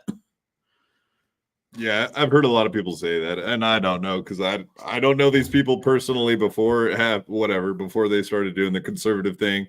I just know like Alex Stein, he was doing a conspiracy show. I don't know how conservative he was before he started doing the city council gag. I was hip to his stuff like right off the bat because he did one in Portland and it was fucking hilarious. He was pretending like he was on meth and smoking out of a bong in a car and called into a city council like with Skype back during the pandemic. And it was great, dude. I hate the Portland City Council, so I love that they got a prank pulled on him. I don't give a fuck. Yeah, but he did a conspiracy show. I don't think he was that all that conservative, but he definitely plays one on TV. I mean, there's a lot of money. There's a lot of money in grifting. So, I mean, I guess there's worse ways to make a living. It just more than anything, it just doesn't seem sincere to me. It like whatever they proselytize, whatever they talk about, I'm like, well, it just seems like you're appealing to a certain audience to make money when the reality is what you want to be is a well-respected comedian, and you don't have to figure that out. So now you're grifting, which is, I guess it's better than working at fucking Target or something. Hell yeah. How about Compound? Did you like working up there? You never got on tax, did you? No, I only ever went on Compound like twice when I did In Hot Water, and I met Kumia once, and he was very drunk, obviously. Sullivan's? Where? Sullivan's, the bar right across the street from Compound Media. No, I met Kumia. He had done Skanks one night, and afterward, this is when we were doing the Loud Boys at the time. So I'd never met him before, and I just had an idea in my head for I thought this would be a fun way to introduce myself to Kumia. So I went up to Kumia and I said, "Hey, Aunt, I just want to say thanks again for doing my podcast." And he goes, "Huh?" And I go, "The Loud Boys." And he goes, "Oh yeah, the Loud Boys. It was really fun. Thanks for having me." And I'd never met him prior to this interaction.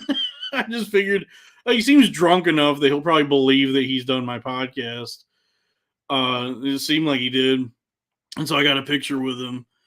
And for a while there, we were telling people that there was this lost episode of the show with Kumia that we had to get rid of because the lost tapes.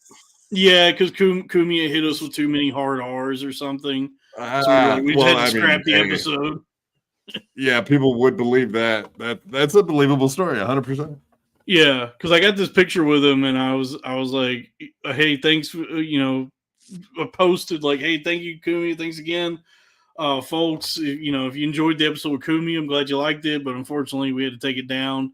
And I was getting all these messages from people like, "When the fuck was Kumi on your show?" And I was like, "Oh yeah, it was a few weeks ago. I don't know if you saw when it was up, but he said too many inflammatory things about black people, and we had to take it off the internet."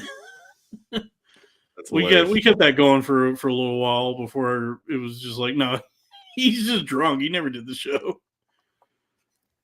No, like we all know from Anthony, he loves people coming up to him and talking to him. It's like, dude, he can't stand like fans coming up and saying like, "Oh, if you try to carry on a conversation, you'll drive him insane." He seems like he's gracious about it. But he always talks about that. He's like, "Yeah, just come up, say hi, and leave. Like, never try to get me in a conversation." Yeah, I was the what is this? Permanent 11th mic. Yeah, Age of Coral, $2. Thank you, sir. Idea for BYB: make Dalton permanent 11th mic. I think he's chipping us for having so many people on the screen. Oh, okay. I will say the people real make fun honor... of us for having like 5 people on, 6 people. Sometimes we'll fill up the screen. I don't care, man. We have a blast doing what we do, so it's all for fun. Wow, I'm sorry to cut you off. I mean, there's not even close to 11 people here. Age of Coral, great album though. It's a cool album by the Cro-Mags. I think that's what he's referencing. Yeah, I mean the album looks like it. The picture from the album's right on the front. There you go. But I will say the real honor in terms of the Opie and Anthony universe was a few weeks ago when we were doing the Crowder Boys, me, Robbie, and Crack. We had this one internet lady on. I don't know if y'all are familiar with Femoid, but you might. That's a fun rabbit hole if you're looking to go looking into a fun person from the internet. Who a lot of people seem to really hate these days. But we had her on, and we were talking to her for about an hour, and the whole time she was just getting under Crack's skin. She's like, the shit she was saying was really pissing him off. She was being a bitch. Like Crack was right to be upset. She was being fucking mean, and so eventually Crack hit her with the Opie style hang up, where he asked her a question, and as soon as she went to answer, he just hung up on her. And it was so fucking funny to us. Yeah, because that's one of our favorite radio bits. And then he brought her back on and asked her another question and just hung up on her again. And so somebody posted the clip of that to Twitter and tagged Opie in it, and Opie responded to it and was like, "I don't know who these guys are, but this is cool as hell." And for us, that was like, okay, what an honor. The man himself, the hang up master, recognizes us doing the hang up bit. The brilliance of it. It's Opie, one of those radio things that always made me laugh. Yeah, it's weird watching Opie now because like nobody watches the show whatsoever. He'll be down at like Gephardt's bar and live streaming from there on Tuesdays. And he'll have like 20 people watching. It's like, how did Opie go from serious to fucking 20 people on a live? It's really strange. Insane. Yeah, it feels like, when you watch like Lord of the Rings or Game of Thrones, and there's like some like kingdom in ruins, and there's just some like decrepit old man who used to be the leader or whatever. This, like that sort of trope where it's like this was once a great kingdom. That's what it feels like looking at Opie and Anthony now. It's like, there was a time when the towers stood tall, the towers of Opie and Anthony, and now they fucking were hit by the planes. The Twin Towers. The Twin Towers, yeah. I think he could definitely benefit from having Jake Hudson as his co-host. He'd probably go up. That would be fucking hilarious. He'd probably go up to 30 views. Yeah, because crazy, man. I've done live streams where I've gotten upwards of 90 people tuning in. I'm pulling better numbers than Opie. It's astounding. Like when I saw that he's like doing some subscription thing, like he's still doing something. I'm like, who the fuck who's paying to watch just Opie? I'm always amazed that anybody's paying for Compound, to be honest with you. Yeah, I've been one of the faithful ones. I've stuck with it. I still pay, and I did it like last June. I bought a year, and whatever. I missed out on a few months there with Anthony having his heart attack and whatnot. I probably will go to monthly now after this June hits because, What are your thoughts on the future of Compound and where we're at now? I don't know if you've watched much of Anthony. He does those like live previews now, where you can watch like the first half hour of his show. Have you seen how he looks and how he's doing? He's always looked like dog shit, but he looks especially terrible now. Yeah, Punky. Yeah, you look like shit, Punky. Yeah, I don't know I had heard that it's not looking too good at Compound. I don't know what all's going on over there, but the biggest thing was the heart attack. Man, that set him back for a while. He does seem like be coming out of it pretty good. I mean, more recently, but Compound Media has lasted much longer than I ever thought it would have. Because I remember when he got fired. Were you around like in the very beginning, like 2014? I was aware of it. Like I remember when he got fired and went on and started it, and it was like one of the first that I was aware of. One of the first like paywalled podcast networks where the only way to access these shows was to subscribe to this network. And I remember like at that time when this was probably like 10 years ago. That I remember thinking, well, that's really stupid. I don't know how you're going to get anybody to tune in with that kind of business model, but it seemed to work. Like it's been going for a number of years now, but I don't know how I could like with the amount of what's available to people now, like the options people have for their entertainment. Yeah. It's given how much in like podcasting and content entertainment is just free. I don't know how that's a sustainable business model. So it's like, if it is on its last legs, it's like, you had a great run considering how even when this started, that was a bad idea. Like the YouTube is free. Right. Like there's so much free shit out there. You're competing with free. Yeah. And whatever. I think Anthony could pull off doing YouTube. He would just really have to curtail what he talked about. Obviously, the black stuff would not fly after a period of time. Blacks. Even if he didn't use the N-word, it's still going to add up, and they're going to catch on to the fact that you're just railing on black people. And then he might be able to find success on like Rumble or something like that. Yeah, that's what I was going to say. Yeah, Rumble is a good place. Because anything over there, it doesn't matter. Kumia still has pedigree. Like it is like of Opie and Anthony, it was like Kumia was always the better. He was he's the funny one. No, Kevin Brennan says it. Nobody's funnier than Kumia. Nobody. Yeah, he was the Paul Simon of their Simon and Garfunkel operation. He was the one, and so he still has like the huge audience and a lot of credibility. It's just that whatever that network it would make sense that you had over a decade of what looks like success. If it's ending, it's ending. But I don't know what's going on. I just know he's like dying.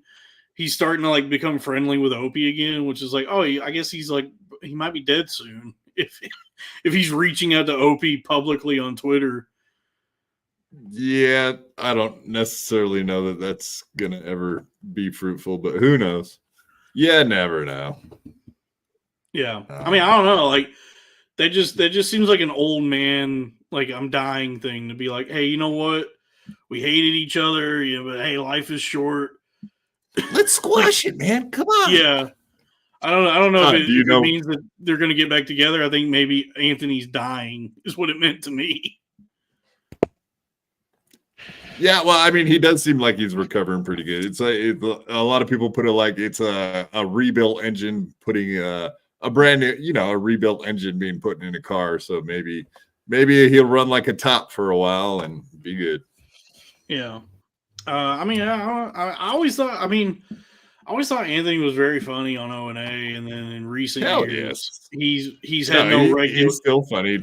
He's still funny, man. He's still funny, but he needs some sort of regulator, like something to stop him from just being full on like Grand Wizard on. Yeah. On every he needs public the black filter, right? He really benefited from having people like Patrice in his life to like keep him in check. Dave Temple.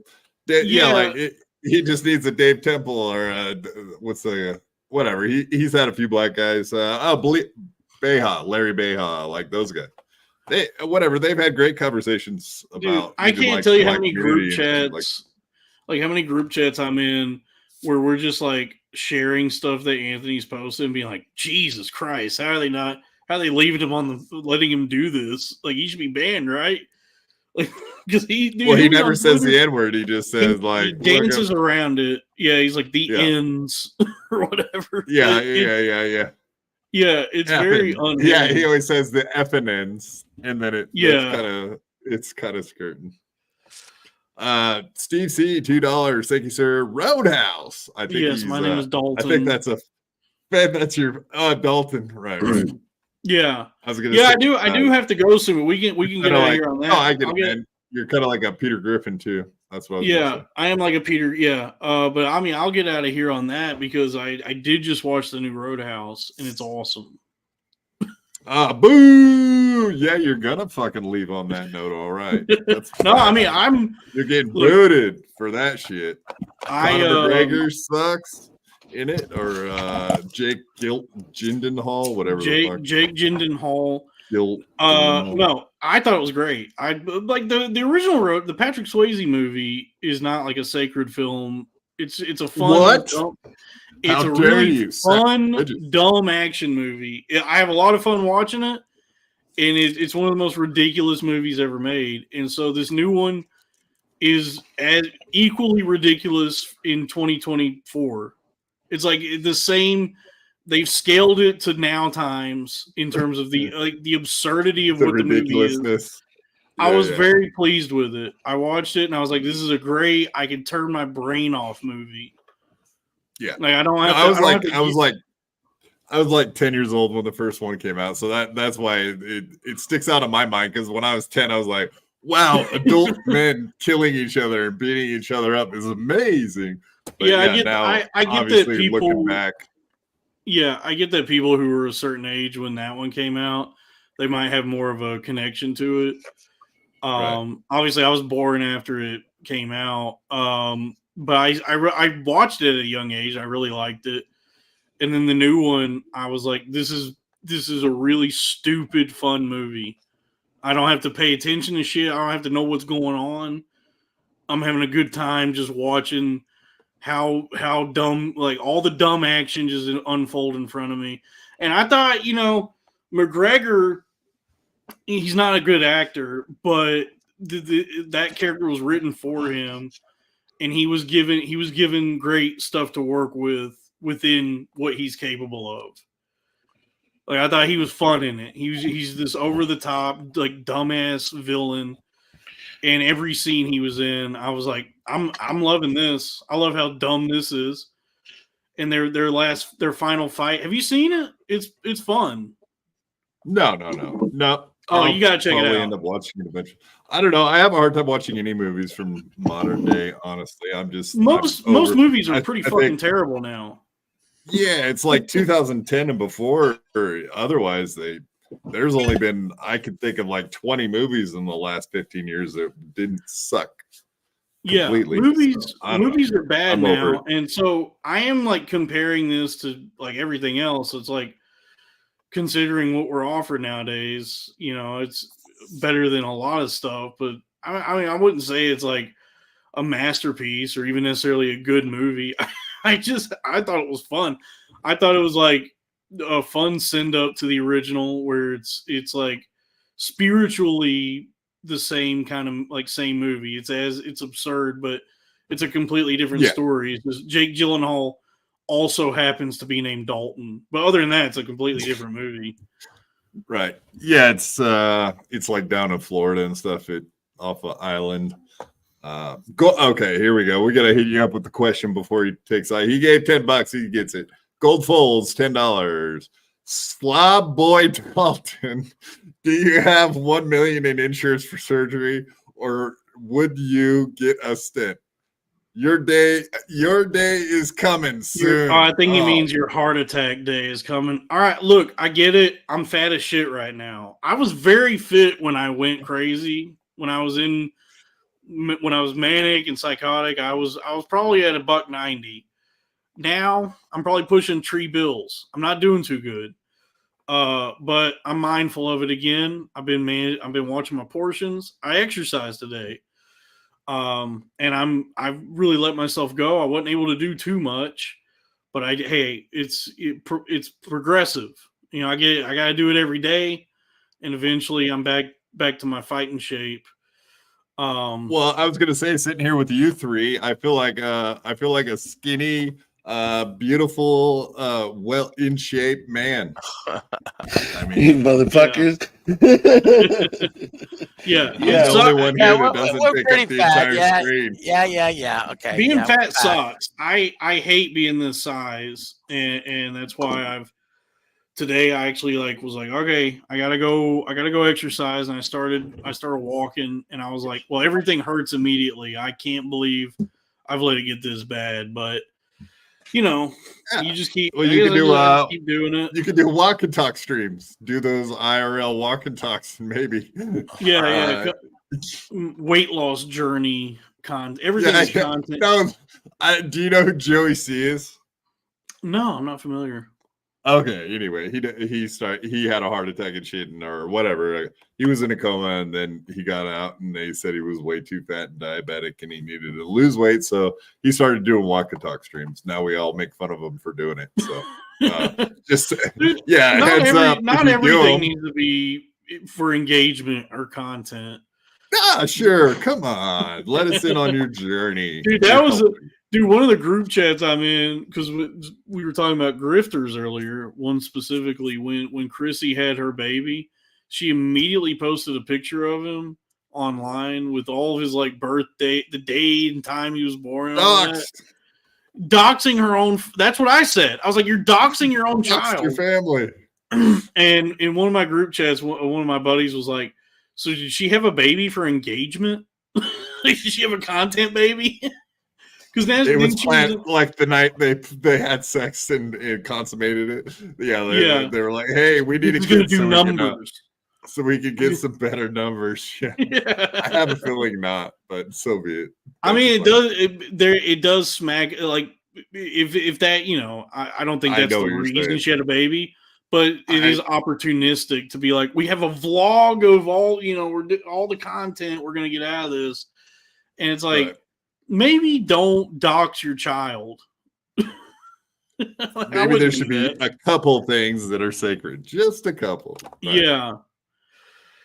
All right, man. I know you got to bounce, bud. Yeah, I got to get ready for my live stream show. We go live in about 13 minutes, so I got to get ready for that. Yep, that's why we went early today to work around your fucking schedule. See how I do here. I appreciate you, man. I appreciate you having me on. This is a fun show. Hell yeah, brother. Appreciate you coming on. And of course, check out Dalton Pruitt. All these links here. Is there anything you wanted to shout out as far as something you got coming up in the near future? Well, be sure to follow all of the Twitter at Dalton Lee Pruitt, YouTube.com/@cornfed with Dalton Pruitt, Patreon.com/cornfed with Dalton Pruitt, and Yeah, the live stream show I do with Robbie and Crack, we're kind of doing an experiment with it where it's on each, like we're alternating whose channel it's on each week. So tonight it's on my channel in about 12 minutes. So just be sure to follow those guys as well to keep up with that and everything they do. So youtube.com/@whataboutrob for Robbie, and then youtube.com/@crackamico. And then Limmy's in the chat. She says, "Nice meeting me." Limmy, it was nice meeting you. But yeah, I mean that's everything I have to promote right now. Yeah, absolutely. Go check out all this stuff after our show's over. 100%. Yes. You don't have to jump ship just yet, but we will be streaming. It's all starting good at 7 p.m. Eastern tonight. We're going to start streaming. We'll probably be going for about 2.5 hours. Nice. Yeah, thanks for having me, guys. Yeah, appreciate it. Have a good night. You as well. Have a good show. A really big show. All right. You want me to kick you or you got it? How do I do this? Yeah, there he goes. You hit the leave studio X button. Come on, you pros. Get out of here. Hit the road, you bum. Nobody needs you right now. Of course, Dalton Pruitt. What a guy. What a guy. Bobby Nick, how are you been, man? Been a minute since you've been back on here. What is earlier schedule work good for you? Not necessarily.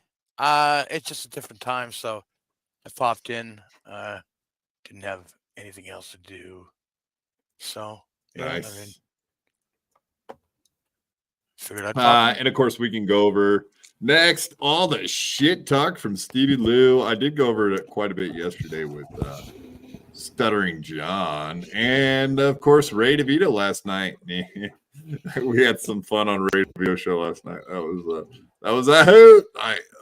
For one, I got retardedly out of my own zone, but I still had a blast. I don't know. Have you guys been paying attention? Did anybody see MLC today? I started watching it. He was showing Bob clips, and Bob was saying it wasn't from today because I watched some of Bob's show from today.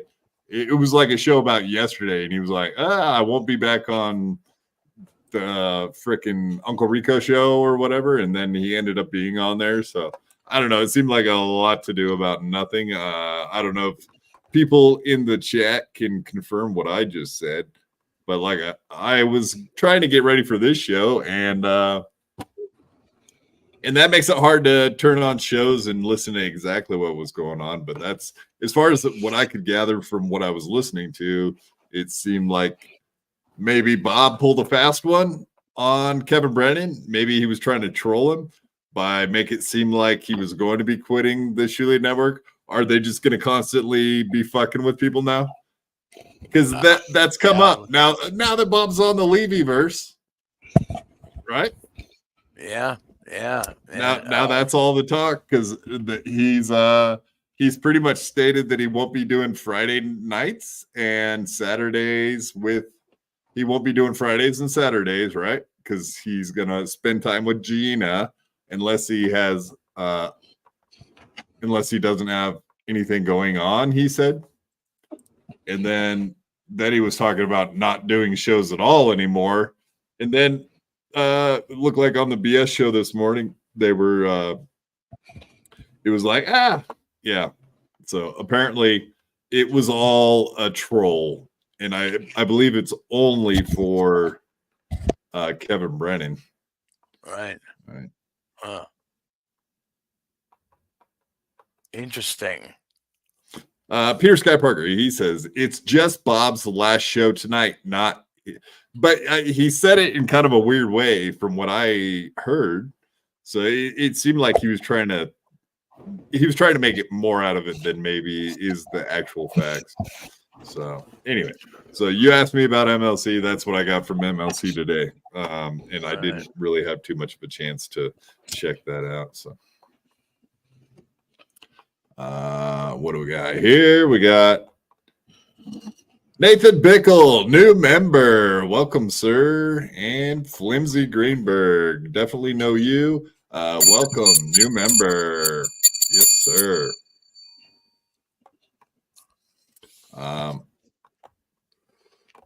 I guess I was supposed to do the new members. They get the welcome horn. Beep, beep, beep, beep, beep. Yes. There you go. There you go. Hell yes. Yes, welcome both of you to the crew. This is not a cult. This is a team. But after the after we hang out together, we definitely have some Kool-Aid at the end. So we do have that similarity. The blacks. Yeah, Take- mass suicide. No, it's not. No, it's not. The blacks don't have to take the Kool-Aid. Oh, I see what you're saying. Black people like Kool-Aid. Is that the point? True. That purple drank. Purple dry. I thought it was Purple Rain. Purple Rain. Right. Purple drink. Purple drink. Yeah, Fago for life, y'all. No. I did see that Melton's moving his venue. It looks like a nice venue to me, but he that's how he was selling. He was like, yeah, they've had Insane Clown Posse there. They're gonna have Insane Clown. Like, what? That's the selling point to your new room is Insane Clown Posse. Whoop whoop. It works for me. It works for me. I like that. Okay. Are you going to Hackamania there, GABX, Jason? Hell no. Nah, stay out of Hell stay no. out of Vegas when you can. I go to Vegas anytime I want, but Yeah. I'm not going anywhere right now. I got too many other things I'm building. I can't just move. Yeah, fair enough. All right. Let's go over all the shit talk from Stevie Lou, our arch nemesis, Really? the He's the evil, nemesis, the diabolical Stevie Lou. Yeah, we're gonna have to enlist the help. That is factual information that we have been in very close contact. I did try to call a phone number from someone that Kenyatta Bryant knows, and we're just right there, man. If only I could get a hold of someone. He does know, he is aware that people want to have him on a podcast. He's aware of it. There's no doubt in the world that the guy knows about it. So if only we can get him on, That it would be incredible. fucking amazing, dude. Yeah, that would be good. And I mean, whatever. I'm not after whatever I don't know what to do about the situation between you and him. But you still are you a Stevie Lou ball washer, Jason? Not really, but he was on my show and I treated him very, very nice. But When? That was a while on Demon Hour. He was on that too. Yeah, well, you can turn on him now. That it's been a while. It's been long enough. You can turn on him. It's fine. Oh, okay. You got permission. You can. All right. Stab him in the back. Okay. You can hit him with let's do it then. nunchucks. You can do whatever you want. Just fuck him up. All I don't right. give a. I don't give a fuck. Okay. I don't know, because sometimes you feel like you could be like, okay. I just say if he fucks up and does something fuck up, I'm gonna rag on it. If he does something good, I'll say he did something good. That's how I'm gonna keep it. But I don't like. Oh, you know what? This brings me to what I want to say one time. At least I don't like how he came after you. Another thing is attacking somebody because they're Christian and saying you're not good enough to be a Christian because I believe you did this. Actually, Christianity is for the sick. Christianity is for the people who need help. It's not for people who have everything. Everybody's sick and needs help. Yeah, if that's okay. Exactly. So, yeah, anyone that says like, "Oh, you're not going to hell," or like, you're not a good Christian. It's like they don't understand Christianity, dude. Exactly. I ignore them when they say shit like that because it's like, all right, dude, you don't even know anything about this stuff. It is very obvious. And he also said it was insane to believe there was a God. And I said it's insane not to believe there's something behind all this. Further than that, he said anyone that believes in that stuff or thinks that that's real is a total idiot, like a low IQ moron.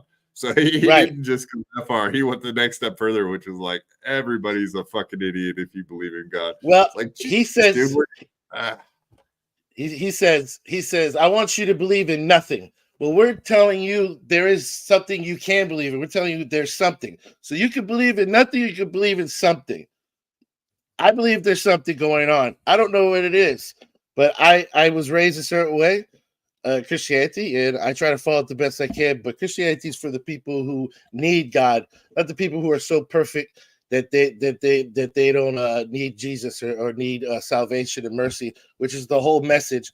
And so I think it's downright retarded for anyone to say you're low IQ when the greatest scientists in the world have mentioned there's a God. There's, you know what I'm saying? What are you talking about? Look at Einstein's quotes. Look at it's ridiculous. Most of the greatest minds and greatest artists were Christians. Yeah, no, 100%. Articulate John, blasphemy. Rudolph Coco, he is a heathen. Star Mountain, aliens. Yeah, simple enough. What I was trying to think, what's that? What's the aliens movie? The most recent one they did? I can't. Fuck. God. Are you talking but about anyway, you know, like at the very beginning. What? Yeah, Prometheus. Yes. Right. Yeah, exactly. Where the alien, he drops a bit of DNA in the water, and boom, there you go. Yeah, that's it. That's where it's at. I mean, yeah, but look at the complication of everything in life. I mean, I know we just go past things, but anything you look at has such a complicated order to it. If one thing was off, it wouldn't exist. So that's a very, if you're a student of math or probability, I think you'd come to a different assumption to believing in nothing. Yeah, 1,000,000%, man. Just look at a human eye. How go look into the inner workings of a human eye and tell me. Yeah, there wasn't a grand design for that shit. Impossible. That didn't just come together. It's improbabilities are endless on that one. Infinite impossibilities. So he said that, and I said this, and it's not to hurt him. It's not to join anybody's stuff. But when he does something fucked up and he says something stupid like that, I'll say something. And that's a good point, man. I actually kind of glossed over that because I know people get annoyed by the religious talk. No, but I felt like it had to be said. It had to be said. Yeah. I'm glad you said that because that definitely annoyed the shit out of me when he said that. It was like, fuck, dude, you just told every religious person that they're idiots and to go fuck off pretty much. It was like, wow, that's something else to be that bold arrogant. To say like arrogance. You're an idiot. You're an idiot if you believe in God. Jesus. Mm-hmm. All right. You got let's get into what old Stevie Lou had to say yesterday. I don't know if you got to see the My Lost Interest clip. No. Nada. Here you are. All right. Well, I'm glad you get to watch it up front and center. Right. I went over this on other people's shows, but I have not been able to bring it back to BYB and show our home group how fucked up this was. I'll give it a second because my internet does seem to be not so good right at the exact second I went to play this. Am I frozen or are you frozen? No, you're just stoned out of your mind, aren't you? Are your eyes closed? Let's put you on fucking blast right now. Are your eyes closed? Are you meditating? I open them? I mean, what is going on? I don't know. It looks like your eyes have been closed. Why not? Am I opening them now? Yeah. What? Like they've been closed the whole time. Dude, I see with my third eye, y'all. Okay? Stop fucking with me. The black one. Well, I can see with my third leg. My third leg. That's a good way to see things in this world. Just with your dick. With one eye. I have a one eye. One-Eye Willie. Oh man. I don't know. I should smoke weed. I just smoke weed. I smoke weed, people. It's legal, but I do smoke like it's straight, like almost black, pure, like the black, pure shit. The black one.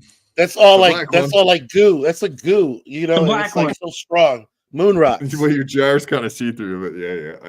It's kind of hard to see. We get it. It's 2024. They figured out that hydroponic shit and all the other stuff. Yes, it's beyond that. It's been liquefied. I know it's beyond that. Black tar. Black tar, more like black tards. You guys black are all tards now from the black tar. It's lowering your IQs as we speak.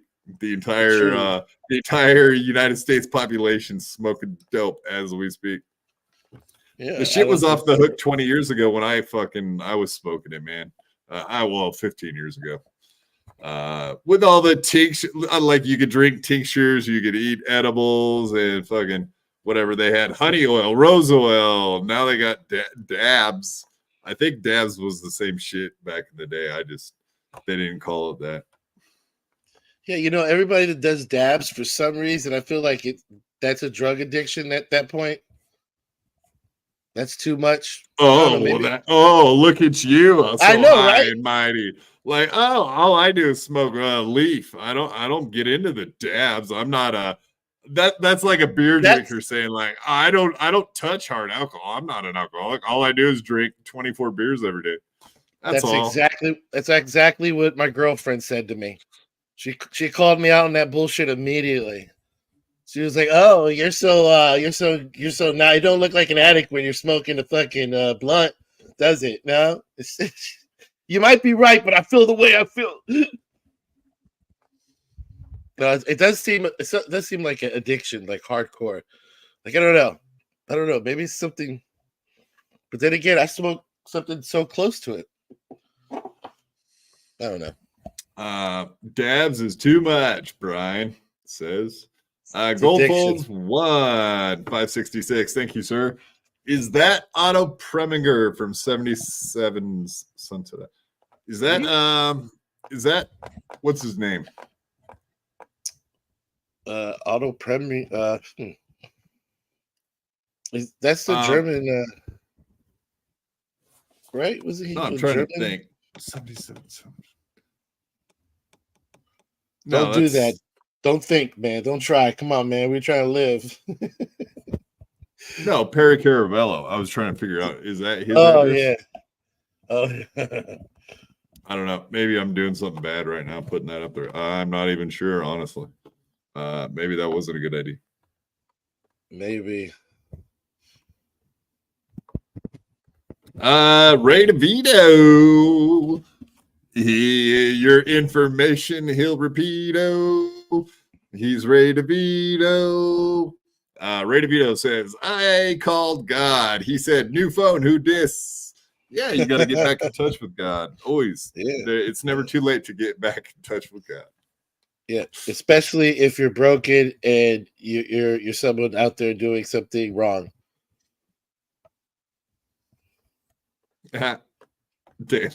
Dale says, don't use that at Hackamania. Right? Yeah, yeah. Don't be practicing jokes in our chat. That's right. Save it for your next special. Exactly. All right, let's play this fucking thing. I think we've been sitting here staring at it for 10 minutes here. Yeah, I don't know. Yeah, let's do it. Kevin brought Stuttering John out of his irrelevant, he was completely irrelevancy. Yeah. Remember, you were the one that brought him back out. You promised him the big payday. Before that, he was a coward pussy hiding in his fucking garbage apartment, spineless loser with no life, nothing to fucking live for anymore, coming after good people like you and me. And you were nice enough to fucking drag his dirty good people like you and me. I guess that's a good thing to start with right there. Good people like you and me. Wow, Stevie Lou. Good people? I don't know about all that. Well, Stuttering John was gone for 8 months? It's not like he wasn't going to be coming back, right? He was going to come back. That's so. I mean, how irrelevant are you if an entire Dabbleverse is named after you? Like, there's an entire universe created on the internet just because of what and who you are. I don't know. This is not ball washing. This is just stating facts. I mean, like, they were clamoring for him to rejoin. I don't think they liked the way that he came back. I think they would have liked it to have been different.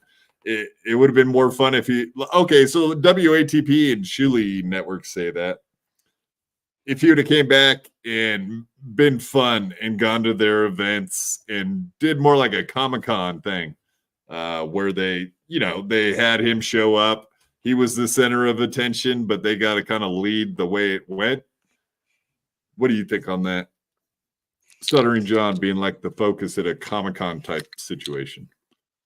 What you saying? Like if Stuttering John would, how he was gone for 8 months. Yeah, like he was not around. So like when he came back, instead of going on like MLC, getting paid to do that, to go on all the shows and just kind of ingratiate himself and buy into the way that they wanted it to be, which was like he comes on their shows or whatever. They still get to cover him, but he's kind of a befriended person at that point. Yeah, it's kind of like a system. It's a whole ecosystem feeding each other. And I think he got hip to it. And so he just kind of changed his mindset on how he's going to deal with it. I think it was Brennan first, right? But Brennan, 1,000 or something like that, right? Supposedly. 3,000? $3,000. 3,000. What? I believe Jesus so. Christ. My God, he would have to blow me. So it had to be a serious fucking thing too. But yeah, he's on MLC and all that shit, and then he comes out. I feel like he's part of the ecosystem at this point.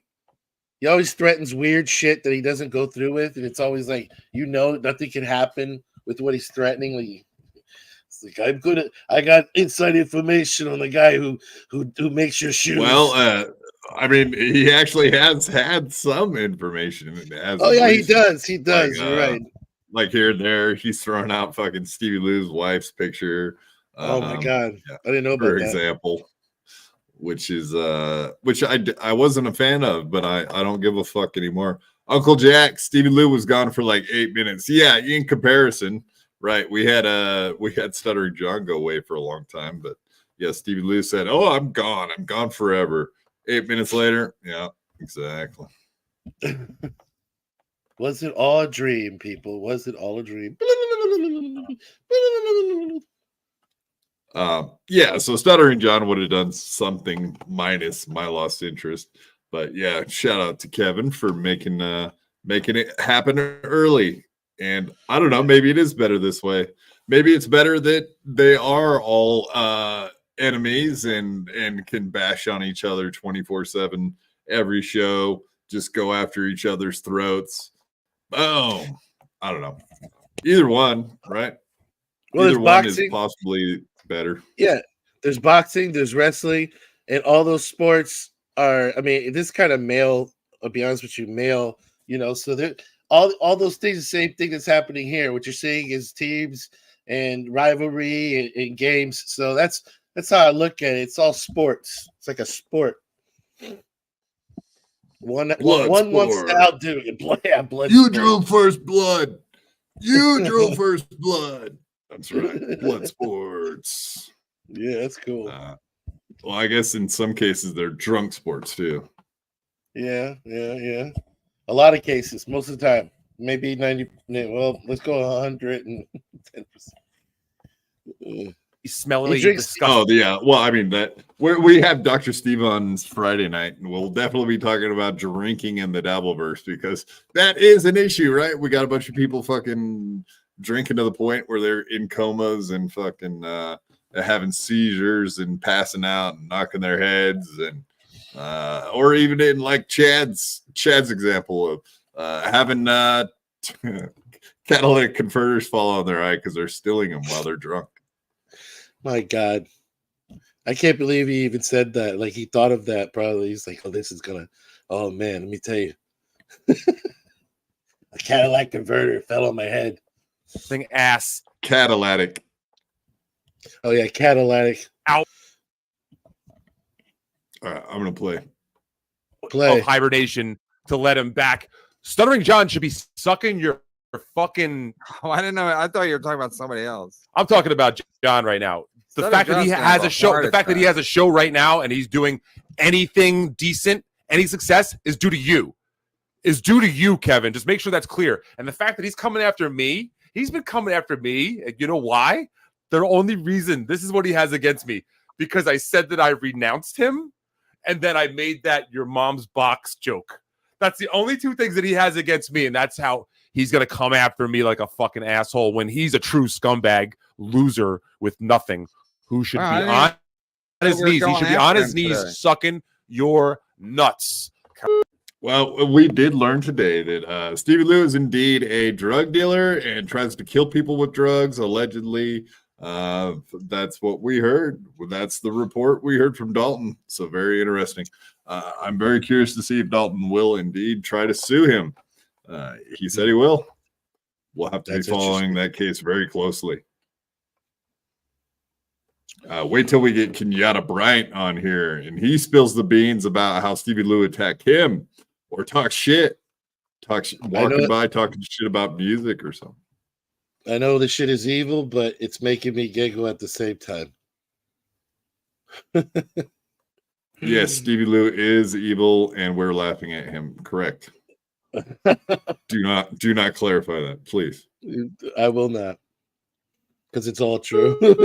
Fact. All true. Nuts, John. You should have True. Kevin's nuts in your mouth due to the fact that he brought you out of your fucking little hole. And eventually, the good thing is that nuts out of John your should mouth. be dead in a few months. He can't be more than a year or so. Look at why his are you health. so mad at John. Just look at his The health herpes. because he's been coming after me a little bit lately. This is my first chance. Oh yeah, I love that. Kevin's like, why are you so mad at John? See, Kevin, do you think I always wonder, does he even give a fuck about other people's stuff? Like whatever his problem with people is front and center. I don't even think he half-ass listens to anything people say on his podcast, or at the time he might, but I think he forgets very quickly. He just moves right on, looking forward.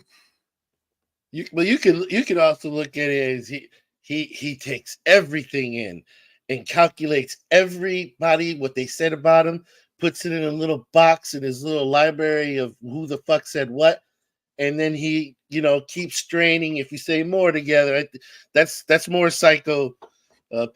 But I'm not calling you that, so because I'm not a doctor. Chris Mack, Stevie is desperate for attention, as clearly evidenced by his refusal to stay off the internet, even in the midst of, according to him, serious marital issues stemming from his constant content being created consistently. No, actually, that's not true. He's done MLC a couple times, but no.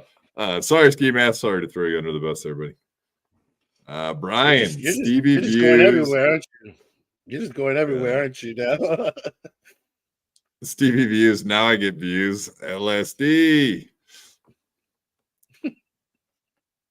Stevie in the sky with diamonds. Yeah. Slapjaw Timothy Smallwood, $1.99. Thank you, sir. Stevie Lou is path lick 4KB. That's right. Not pathetic, but path lick 4KB. Licking balls and washing balls. Maybe that's how you wash balls, right? You lick them. Ask Stevie Lou. He might know the answer to that. Levy, hello. Hello. Lemmy just had a major psychological break, but she appears to be back from it. Very good job pulling yourself together that quickly. Good job. Oh, thank you so much. I had a lot of help. Were you listening to Oh yeah, of course. Stevie's Absolutely. I've rant? been listening Yeah, this okay. whole time. All right. Oh yeah. I seen you in the chat. Usually I would cuss you out for it, but since you were stepped away for a minute, I will forgive it. All is forgiven. Yeah, it's my Piero.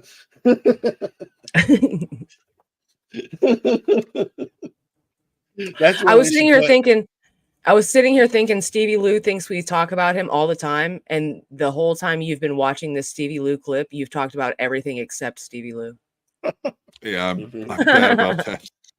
No, I love Sorry. it. It's great, actually. It was hilarious. I'm all over the place. There's too much. There's so much to be mad at, critique, and fucking make fun Yeah, of. no, the side tangents, they get unreal sometime to the point where it's like 20 minutes later and you're like, oh yeah, what were we doing?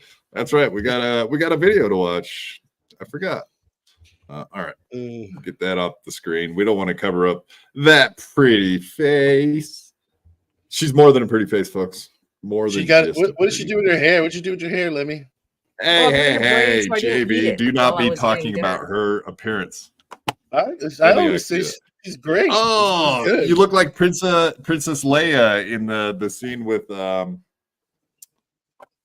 thing. I don't know. Jabba the Hutt. Jabba the Hutt. Yeah, you look like, when she's do you have a slave outfit by chance, and do you consider putting chains around your neck? That seems kind of hot now that I think about it. I'm not against it. Oh, okay. Party on. Excellent. Well, I figured maybe that's how you met Granny. Something along those lines. I assumed you were chained up in a basement until you got the Stockholm syndrome, and now you're just together, and that's it. Something like that. Hence, to respond. Oh, so good. Stuttering John, you fucking near-death loser. Wow. Fucking, when you do die, no one's gonna give a shit, buddy. So just know that. No one's gonna be at your fucking Howard funeral. will show up? No one's gonna be at his fucking wake. It's gonna be Think Baba Booey will show It's gonna up? be that fucking. It's gonna be Dawn and fucking Loser Dan and a bunch of trolls. Jeez. That's all he's got. So God bless you, John. You fucking piece of shit. I just hope my funeral sells out. I'm sick. That was kind of good. Sick of that was empty kinda good. seats. Hey, we're doing a 2-for-1.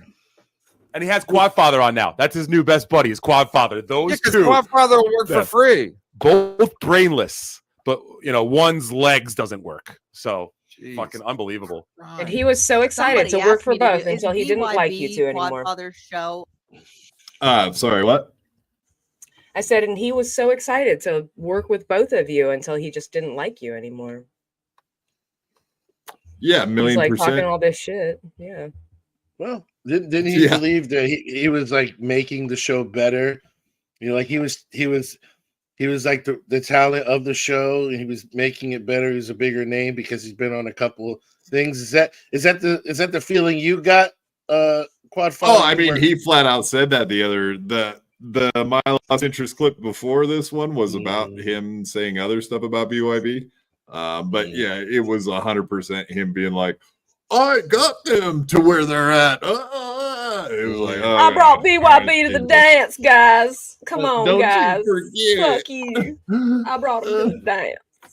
See, that's Don't something you that's forget off it. base. That's off base. But I don't know what the fuck. Yeah, it's kind of maybe his girl leaving him really broke him. Oh, I mean, that happened, last October? Right around the time he started spending all of his time on a podcast called MLC. Then he started going on BYB like every chance he got. And he was doing a boxing match and training for a boxing match. It's almost like when you spend no time at home or invest any energy into your marriage, it's almost like that's maybe why it fell apart. It's not like a stretch to figure out exactly what was happening back then. It takes two. Then he started saying, well, it was like right after the boxing match, and then he started talking about marital problems, and sure enough, maybe he got hit in that injury of the brain. Because remember, after the fight, he was kind of slow. Like, I don't know. Let's admit it, he was always slow. I'm saying, though. But yeah. You get a brain injury, you turn into what's that guy that killed his whole family? He killed himself. And Aaron, was it Aaron Fernandez? Am I right? Eric Benoit. Yeah, Aaron Benoit. Yeah. Or Chris I think Benoit. it's Eric. Chris Chris. Benoit. Thank you. Yeah, that's how much I love wrestling. I can't even get that one correct.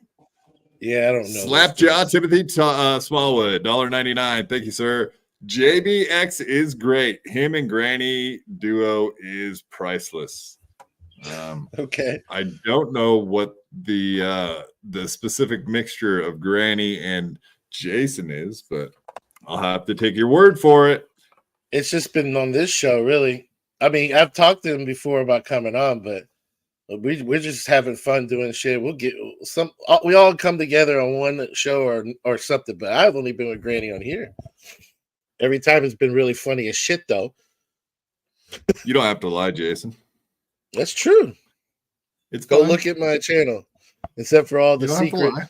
secret right. episodes I've had with Granny. I did 12 episodes with Granny secretly. I believe But it. thank you. Yeah, I know. Thank you, Slapjaw Timothy Smallwood. I appreciate that. Yes, we do too. Thank you. All right, let's keep going. Brainless, but one's legs doesn't work. So Jeez. fucking unbelievable. Christ. Somebody asked me to do is BYB Quadfather's show or That's Quadfather's show. Yeah. somebody asked me to do it. It wasn't Quadfather, I don't think, and I was like, I don't think that's a good idea. Oh, because they were fucking with you. Were they? Okay. Well, Yeah, if they're asked trying me to bring you on that show, so if they're trying to get you on the show, that's fucking with you. Because that's What would they do when I get there? I mean, how could they fuck with me? put you to sleep. Okay. No, you can do the show. I don't care. I'm just saying, it's like Stevie was doing it all the time. He was plugging. Yeah, I brought them to where they were. Like, Oh, this is okay. crazy. I It's the same brought thing. them to the Like dance. you were talking about sky. how great. How Stevie used to plug their show. I'm like, Stevie, why don't you do your own show? If Stevie was on Stuttering John, Isn't it kind of funny that if the guy he's so good, he brought us to the dance, then how come we were like tripling his view counts while he was doing his own show? Funny how that works, considering our numbers have like doubled since he's been gone. Okay, Steve Lou, nice try there, but I think anyone can see through that. What was I going to say? Okay, Felicia. Yeah, Felicia. All right. Yesterday, I did not remember this, and I have to retract something that was said yesterday. I did say, like, what? No one's ever reached out to her. But in fact, she was correct. I never personally reached out to her until yesterday after I heard her say this on MLC. I wasn't really aware of this until My Lost Interest clipped it. But yeah, she is correct.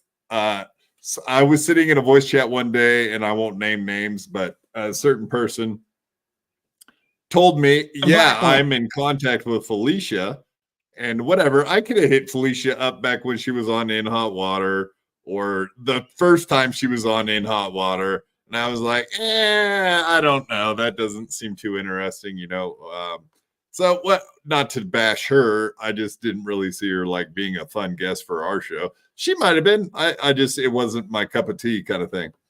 But yeah, definitely yesterday when I hit her up, I was like, what are you talking about?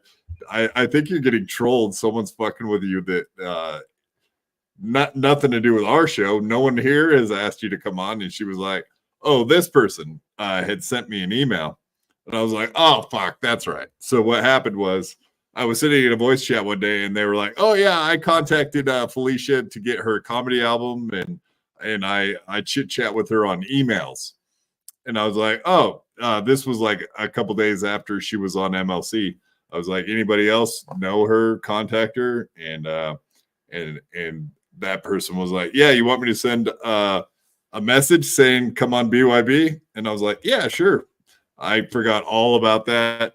So when she hit me up yesterday and said that name, then I was like, oh yeah, that's right. I guess I did just throw that out there.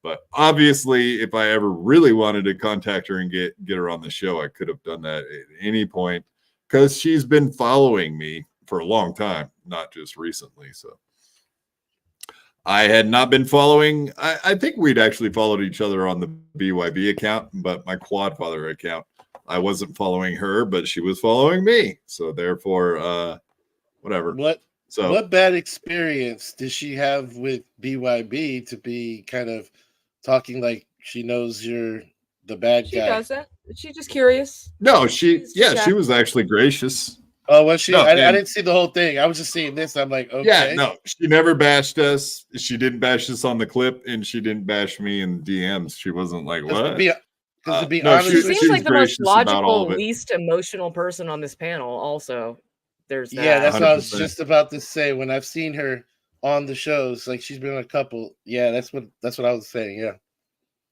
Yeah, she was definitely, like I said, she was very nice about it and gracious. And like Lemmy said, she does seem fucking normal.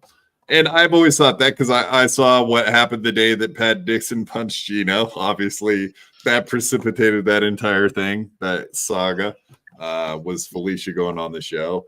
And then she actually went back on In Hot Water at a later date after everything fell apart so that she could come tell her side more or less about the Pat Dixon experience post punch, post the assault. Oh man, it sucks. I didn't.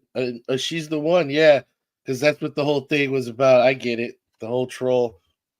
We got the bitch you punched. Yeah, Kevin Brennan ended up having Felicia on after Pat Dixon couldn't come on his show anymore. So you can go check out that clip too. That's very interesting. Kind of like you with that guy. What is his name? Kanye. The guy. Kenyatta Bryant, our hero. Yeah. A hero.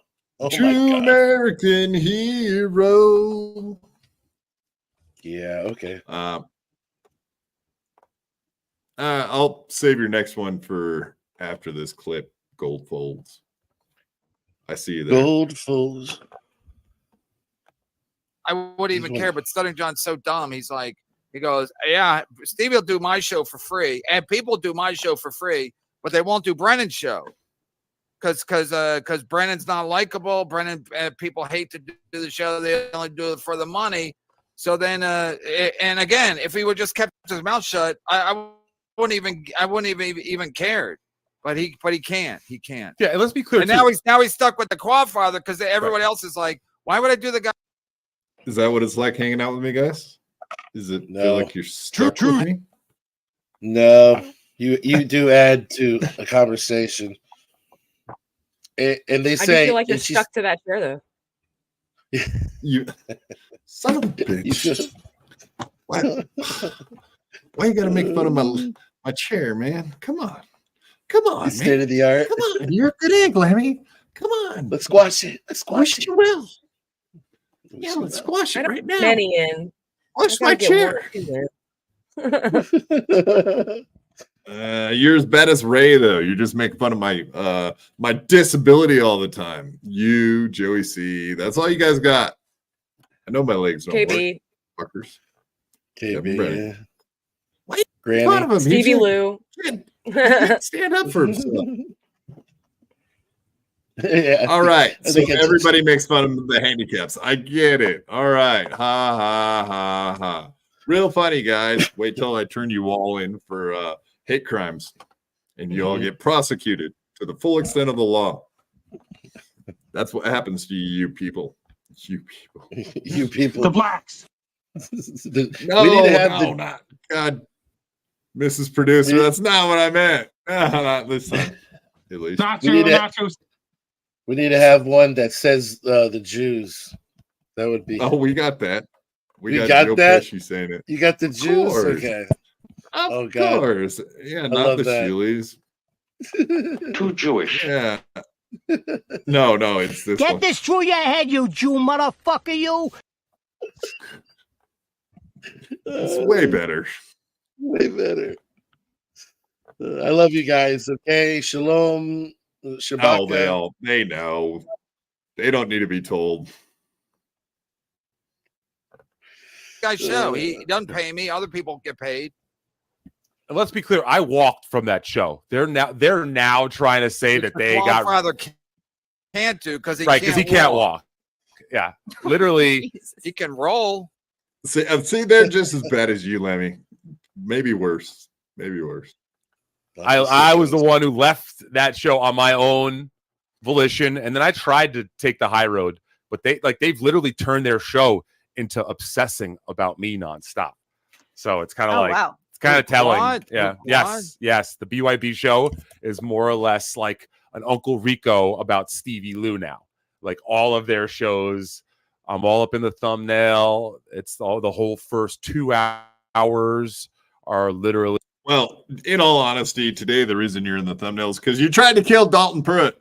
But yeah, he has been in there quite a bit lately. But hey, you talk shit about our podcast, you're going to be in the thumbnail there, sweet tits. So I'm not sure which high road we took. Yeah, it's content. It's content. We're podcasters. What do you mean? I mean, technically, what would we say about walking away? Because in a way, he's right. I would say it was kind of a mutual in the end. I mean, if I'm going to be 100% honest, I would say it was kind of like a mutual thing there because he was doing a work. We weren't doing a work. We didn't know what the fuck he was talking about or what his purpose was. So in the end, we were like, what? And then I can pretty much tell you the point. I figured out that it was like 2 days later and it was like, I don't know what's going on here. And I sent him a text. It was like, I don't really get what's going on here. Why don't you just come out and say like, I did a work and it was stupid and moving on. And he didn't want to do that. And then I was like, all right, well, hey, good luck with everything. I can see that this is kind of the end of it. Good luck with your show and all that. And I was nice about it. I didn't really give a fuck. It was like, see you later. I get it.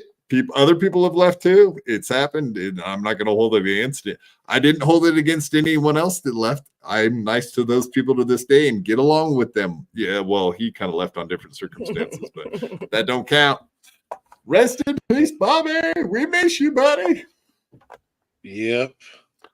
So in the end, it was mutual. So whatever, he could try to rewrite history. If I wanted to be an asshole, I would just be like, oh, he tried to do work. And I said, go fuck yourself. And that was the end of it. Because the last thing on screen was me telling him to leave. Well, no, he came back for that. That's what I'm saying. Thing. And we made fun of him on screen, for his shitty acting, which comes into play later. Yeah, Jason, sorry. I'm sorry. Yeah, now I forgot what the fuck I'm saying. Stop smoking weed. That's what I say. Yeah, on screen. You were saying something. Yeah, on screen. Something. Oh, fuck it. Who gives a shit anymore? Fuck me. Let me back me up. Give me specifics. Give me thoughts. What do you think? Is that about accurate, what I said? I think it's about accurate. Yeah, it was he knew where he wasn't wanted. You know, he had essentially worn out his welcome. The works thing was ridiculous. Also, the gatekeeping of whose content we should be loyal to. You know what I mean? That's kind of crazy. That's crazy talk. We could recognize that he was just trying to be some sort of weird puppet master sort of thing, and we were just fucking over it. And I think he got the point that we were pretty fucking over it. Yeah. So he left. Yeah, and then whatever, he blew up at you and left like a bitch. Blow up and then run off. But that was the last day he was there. I forgot about the Ga thing, like him blocking Ga after she sent a super chat on our show on a Sunday, because he was still a mod at that time. It was a couple weeks after he left, and he was still a mod, and he decided to start fucking with our super chatters, our chatters, period. But I had to go in and fix that and remove him. So in reality, the last thing he did was blow up and leave our chat room. And also, I had to remove him as a mod because he was being a prick to our fucking people that watch the show, which is uncalled for and bullshit all the way around. You know, I had a real good experience with Stevie. That's all I can say about that. But you fucking ball washing sack of dog shit. You're gonna get booted if you say one more nice thing about Stevie Lou.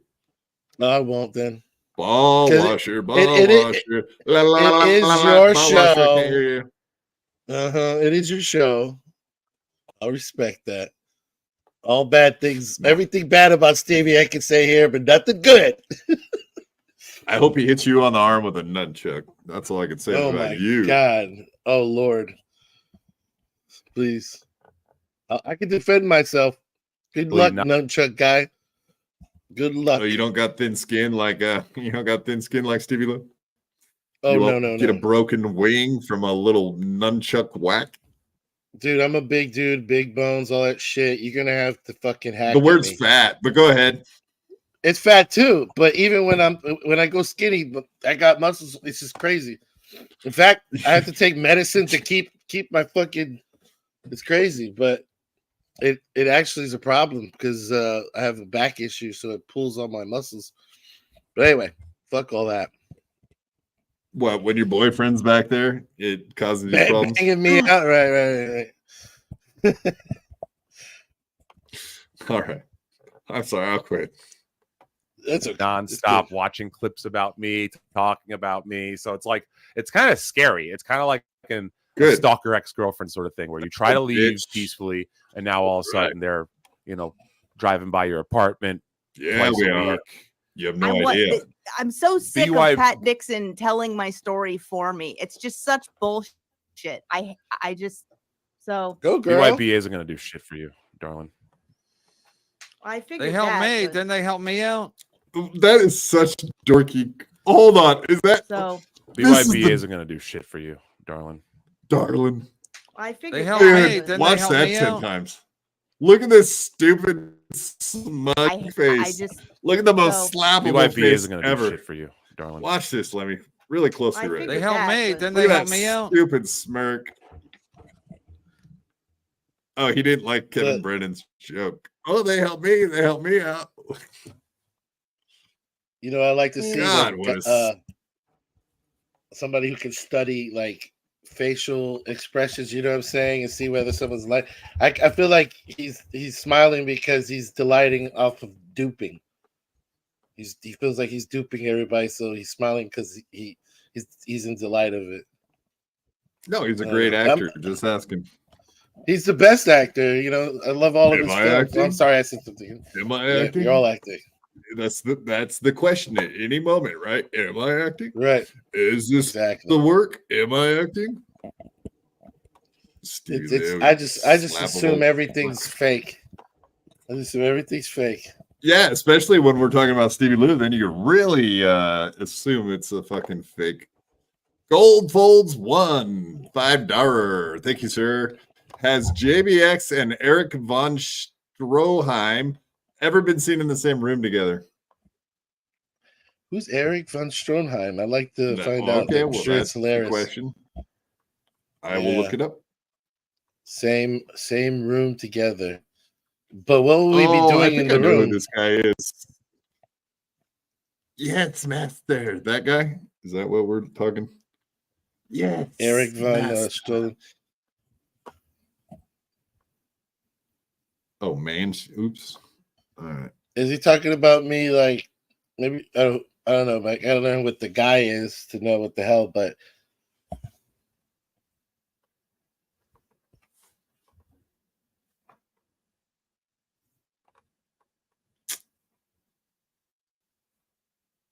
I don't. You know what? I don't know about this one. Did you maybe misspell what you were trying to say? Because I don't know that Jason much. Oh, okay. Here, maybe. Okay. I suppose. Yeah. I don't know. Maybe. I gotta get it. I mean, I think he's. I don't know. I look like the leader of the Satanic Church, the old leader of the Satanic Churches. Look up LeVay. Look up LeVay. Yep. And then Antoine look at me. LeVay. Yeah, I am the resurrected form of Antoine LeVay. Sorry, people. I'm leading you into Satanism. It's all a lie. Right. Yeah, I don't know about this one. Gold Folds 1. I don't know if I can get down with this reference.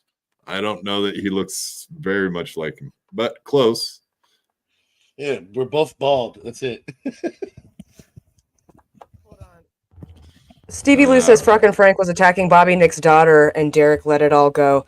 Yeah, Kate Meany threatened to dox my kid's school to thousands of people, and then you stuck your big nose so far up her cocaine-filled ass. Don't talk to us about loyalty, dude. Oh, yeah. No, I mean, I did not. I felt 0% the need to defend Bobby Nick. And guess what? Bobby Nick and frickin' Frank worked it out on their own. Isn't that funny how that works?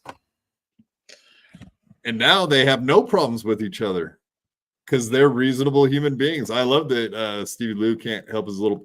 So we're thin-skinned little bitches that can't stop talking about you, but yet you're here, you fucking weak-ass bitch. That's pathetic. Don't you get it? You're the pathetic one. If you just went away, we would fucking quit talking about you, guaranteed. Single mother of 5, $2. Thank you, sir. Lemmy, don't you think that she should laugh way more? Lemmy, go ahead. Can you do some laughing for single mother of 5? Fake laugh he was like talking Stevie Lou does. He was talking about Do fake laughing like Stevie Lou does every time Kevin Brennan tells a joke. Do that kind of ball washing laugh.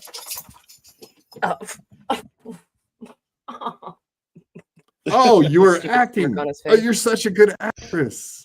Wow, you really act well. Is it an act I or really is it a cannot word? stand fake laughter. It bothers the hell out of me. Yeah, I'm anti fake laughter. Absolutely. Even though I do it every time I hang out with Ray DeVito, then I have to pretend laugh. But I mean, that's the best I could do over there at the Rock Bottom. I'm joking, Ray. You're a good egg. Just jokes. Chipping you, bud. Just chipping you, bud. You're a good egg. Come on, man. Come on. Let's squash it right now. Come on. Gold Folds, $5.44. That seems like a super specific number. Looney Tunes cartoon. Deserted island, skinny guy, fat guy, hot dog, and a hamburger, quad, and JBX.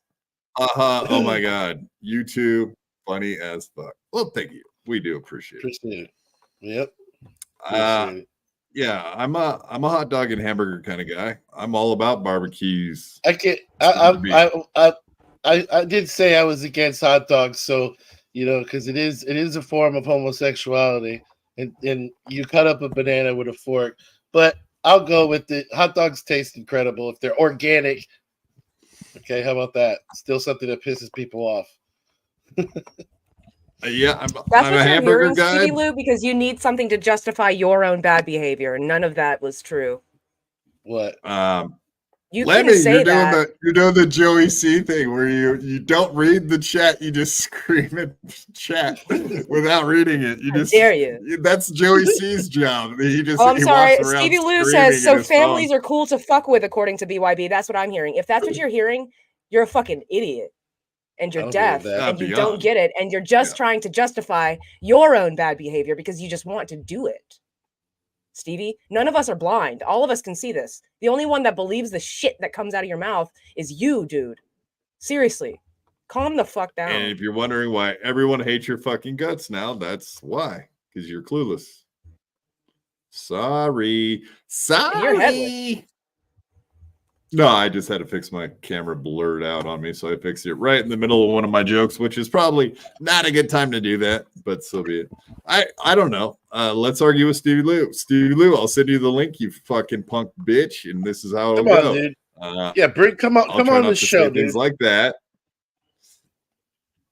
Yeah, if you say you want the link, I'll send you the link. I don't give a fuck. Come on the show. You're gonna have to mute him when he gets on his little tangents and doesn't let anybody else speak. Though. No, I'm saying we can all promise not to go there and try to have a conversation. He won't not do that.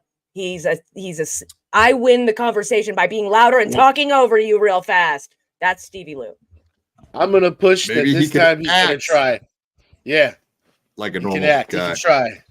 Yeah, let's see if you can try to work it out. Act like a reasonable person. Pretend. Yes, thank you, Gold Folds. Bob Sacramento, Canadian $7. Thank you very much, sir. Appreciate it. If you had a message, I hope it didn't get deleted or something. Shit happens. All right. But was it a pay message? Was it one of the pay? Yeah, it's $7 Canadian, if that's a thing. Canadian. How much is that? I don't even know. we're not Stilta. We're not gonna like go through. Is it how much of that goes through towards the goal? No, I mean like how much is that in like currency? I mean it's like between America and there's this thing called Google, and and you Google it, you can find out faster than asking me personally, because I can't Google shit. Google it for me, dude. Come on, man. No, go hit up Aaron Imholt. He probably has that shit at the forefront of his brain. Oh, so I saw that whole thing with you and them, and I don't know. That's crazy.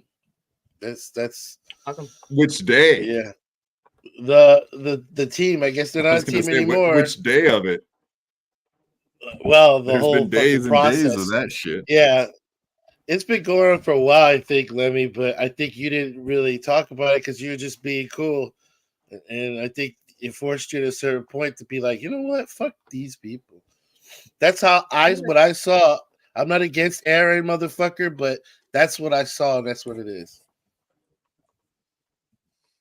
It is what it is. Stevie Lou, look at you, looking like a bag of shit now. Oh my god! Yeah, I can't wait to get Kenyatta Brian on here just so we can find out that yes, Stevie Lou could not help himself, just like he can't help himself in our chat. Hilarious! I hope you do start your YouTube show back up, buddy. Quadfather made a phone call to Luca's wife, and you tried to kill a man with drugs, allegedly. Huh? I heard. That's what I heard. Oh yeah. Exactly. Who he said he's going to sue you for doing that too. Wait for that. Fucking. You're going to get papers served to you now. I have a feeling Stevie Lou will be watching your door full time. All those people you OD'd will be coming for you. Oh, Dalton. Bob Sacamano. Yeah, let me calling shots. She's a shots caller. Shot caller. I've been in a mood lately, man. In a mood. April M. Holt. Leave our names. Out your mouth. You motherfuckers. I legit hope the best for her. I swear to God. Yeah. On the real, I hope the best for her. It's weird. It's truly the weirdest story in the Dabbleverse of the last year, if you ask me, how this all came down. I mean, we know how we got here, but it's still weird that it's here and happening. Yeah. Speaking of which, we actually have like an 8-minute. I'm going to start playing this. I'm going to go let my dog out real quick, but we'll stop it as need be here in a minute. And we'll just let Stevie Lou spin his wheels in the chat. Should be fun. He said it's called menopause. Yeah, Stevie, it is. I'm probably perimenopausal. Also, we had a death of an immediate family member yesterday. $125 to go till we have a. So I've got like pent up rage, a little bit.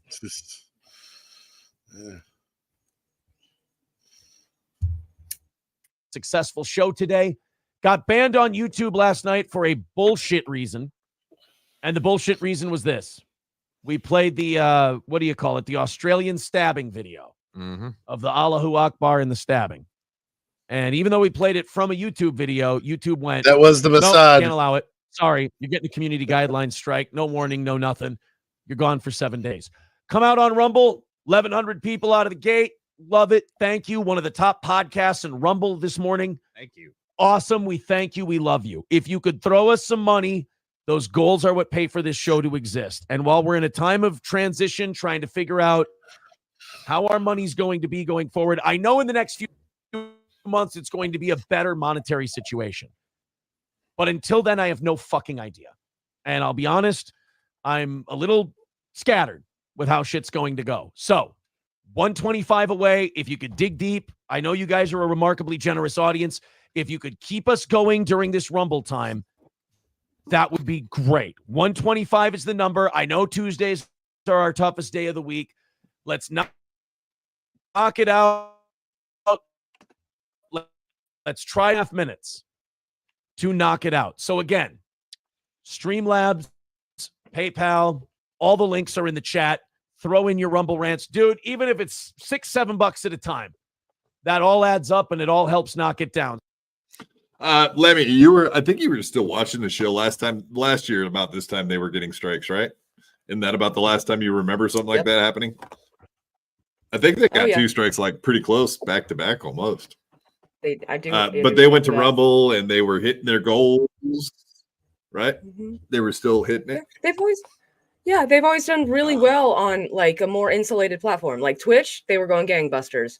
For something like Rumble, I could, if I'm being non-biased, they could probably do a semblance of what they did on Twitch on Rumble.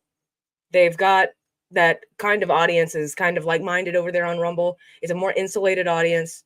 You know what I mean? They seem to fit right in. And I feel like if they stuck with just Rumble, it might, a merch thing might happen where Rumble comes to them and they're like, hey, can you just be exclusively with us? They would be perfect. Yeah. Rumble. Okay. Yeah. You mentioned that earlier today. And that's exactly what I was thinking. Like, I know Rumble does reach out to conservative and obviously still I would consider a conservative show. Definitely their points of view seem that way. I feel like they're rhinos. But yeah, I wouldn't be surprised if Rumble did. I mean, they've been waiting for something.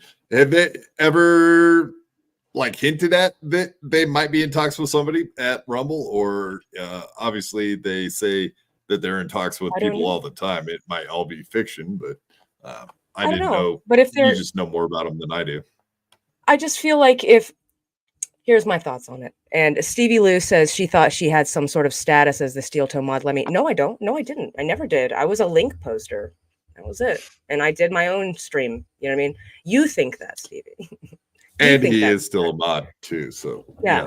So anyway, you think anything here gives you status, buddy? You think being on MLC gives you some kind of status, buddy? Everybody's laughing at you. But any fucking who. Is he talking about like they gave you your subscribers? Is that what he's trying to say or something? Right? I'm not real sure what the fuck he's trying to say. He's just trying to be mean and petty and weird in the chat. Yeah, be more specific. So he's being himself, or is it an act? Yeah, it could be an act. Is he acting? It could be. That's all, folks. Okay, so you like, I'm just saying they got the strike and they're now on Rumble. Like, I don't believe they had any issues last year hitting their goals after they were just on Rumble. They were still hitting their goals and doing just fine for their like 1 week suspensions, but they seem to be in a little bit of a different situation at this point. Yeah, it's a lot easier to donate on YouTube, first of all, because they're not exclusively on Rumble. They're not catering to a Rumble audience exclusively. And I feel like if they're just on Rumble, they wouldn't have to deal with all the YouTube bullshit drama that nobody in their original audience fucking likes anyways. You know what I mean? So yeah. I think the fact that they're on YouTube is just fucking everything up, except the money thing, because it's just easier to donate, which is a stupid reason to not take something like Rumble and sink your teeth into that. You know what I mean? People will learn how to donate through Rumble. People still donate through PayPal. You know, just stick with a thing so you don't have so many distractions on so many different platforms. Yeah, 100%. It does make it more difficult to donate. No, I'm reading every other fucking comment now. Stevie Lou spurging out. It's insane. Yeah, I'm reading it. I offered you to come on here. You're being a fucking psycho right now. This is weird. Right now. You're making it weird. Should I just put every single one of them up on screen? Yes, every one of them put on screen. Yes. All right, let's go back. Let's start over. Fuck this. Let's start that Stevie shit. Lou, you want it? What's up, Jerry? To deny what? The fact that I DM'd you after you were mod and you, and then what? What relevance does that hold? You're just what a reject. Wow, nothing. Dude, there's like 100 of them. Jesus, we have lots of DMs. You should look at the last DM you sent me on Discord. You should look at that DM. Yeah, we can actually preview that entire video that we made out of it. The video that we made out of it, and we can show anytime we feel like. No, I'm talking about 100%. Me and Stevie's private Discord DMs, which is quite relevant. It was over there. Am I right? Let's just get down to brass tacks. There it is. That's what it was about. Is that what I said? Is No, that what I listen. said? I said Ski Mask was attacking my wife, and Lemmy said, "Fuck you." Not one bit, not at all. I think he was going on and on and on and on and on about that, and then you were like, "Chill out, dude. You're spurting out in our chat. What's the problem?" He wasn't going on and on and on about Ski Mask. He was actually going on and on and on about people talking shit about Bobby P. And then the the ancillary thing was Ski Mask talking about his wife when nobody bit on the Bobby P stuff. And then when I was like, all you're doing is like trying to start shit with Ski Mask, and he goes, "No, I wasn't. I was actually talking about people talking shit about Bobby P." So which is it? Well, I mean, we've got it. All of the above.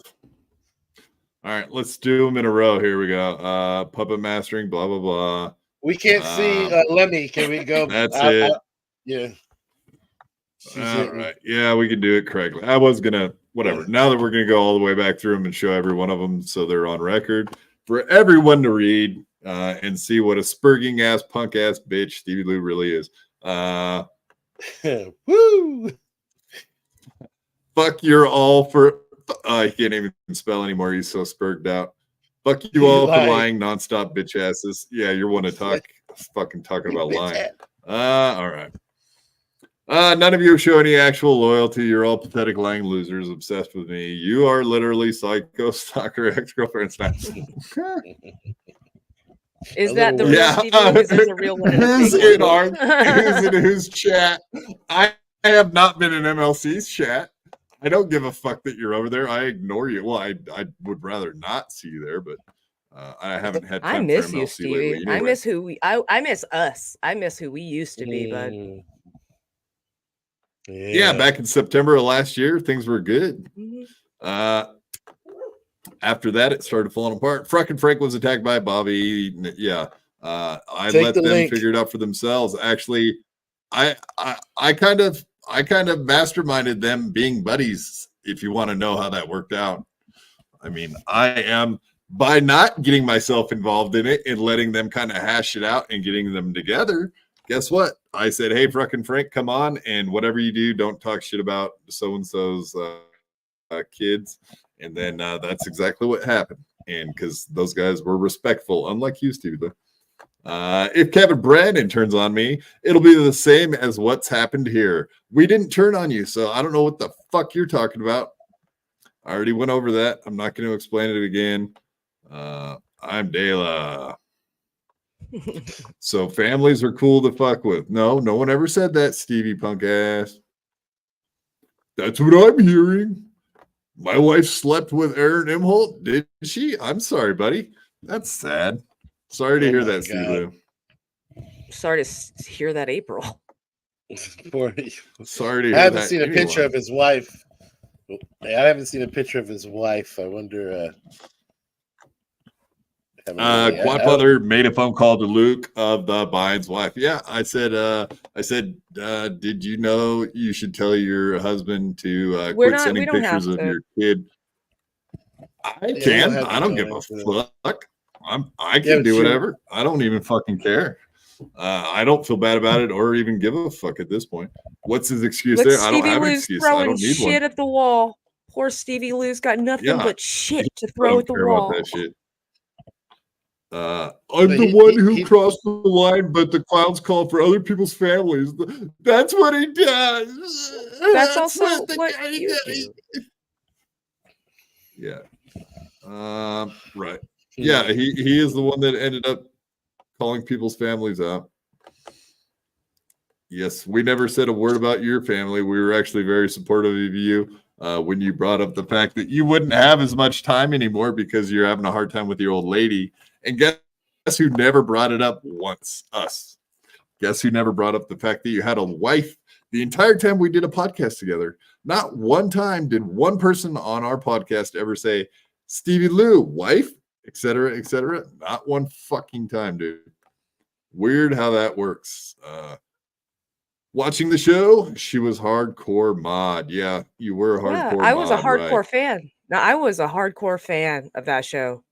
Yeah. I was, man. I loved that show. I have merch.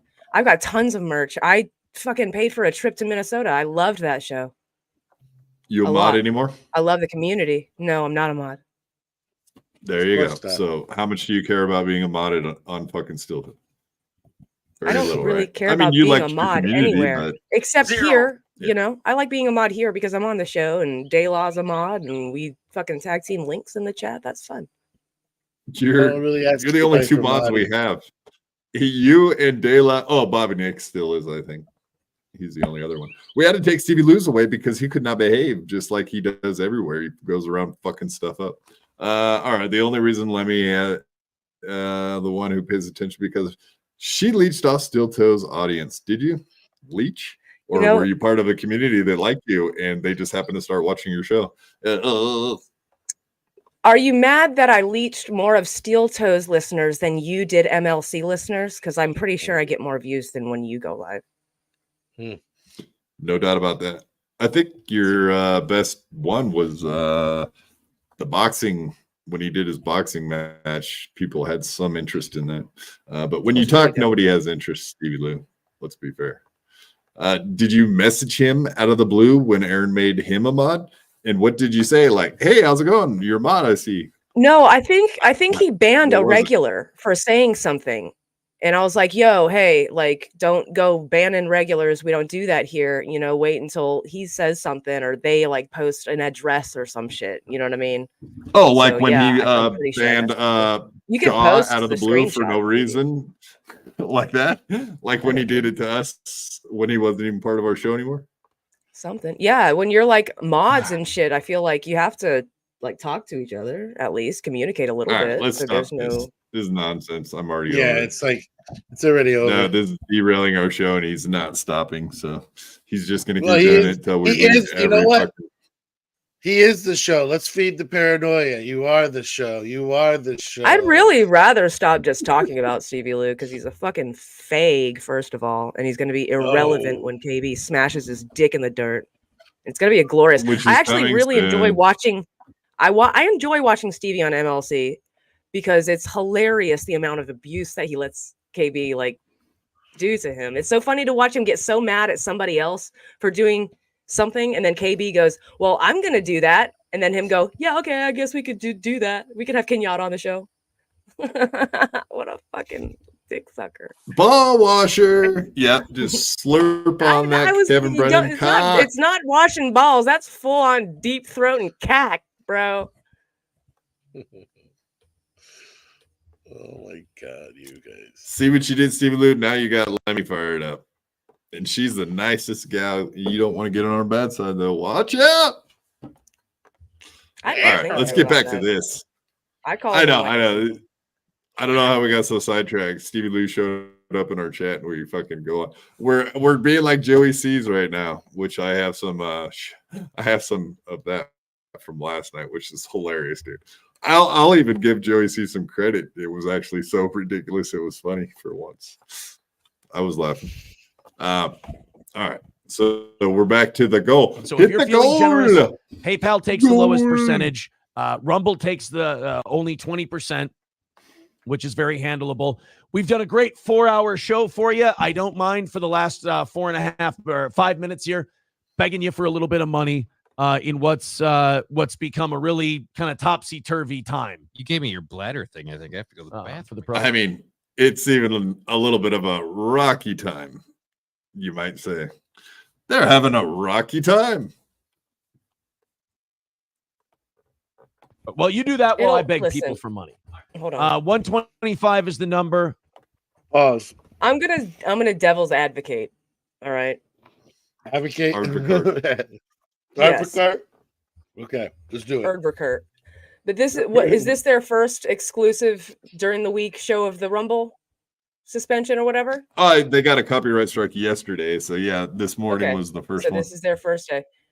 It would not. I don't think it surprised him even that he missed the goal today because it is the first day of a major change. You know what I mean?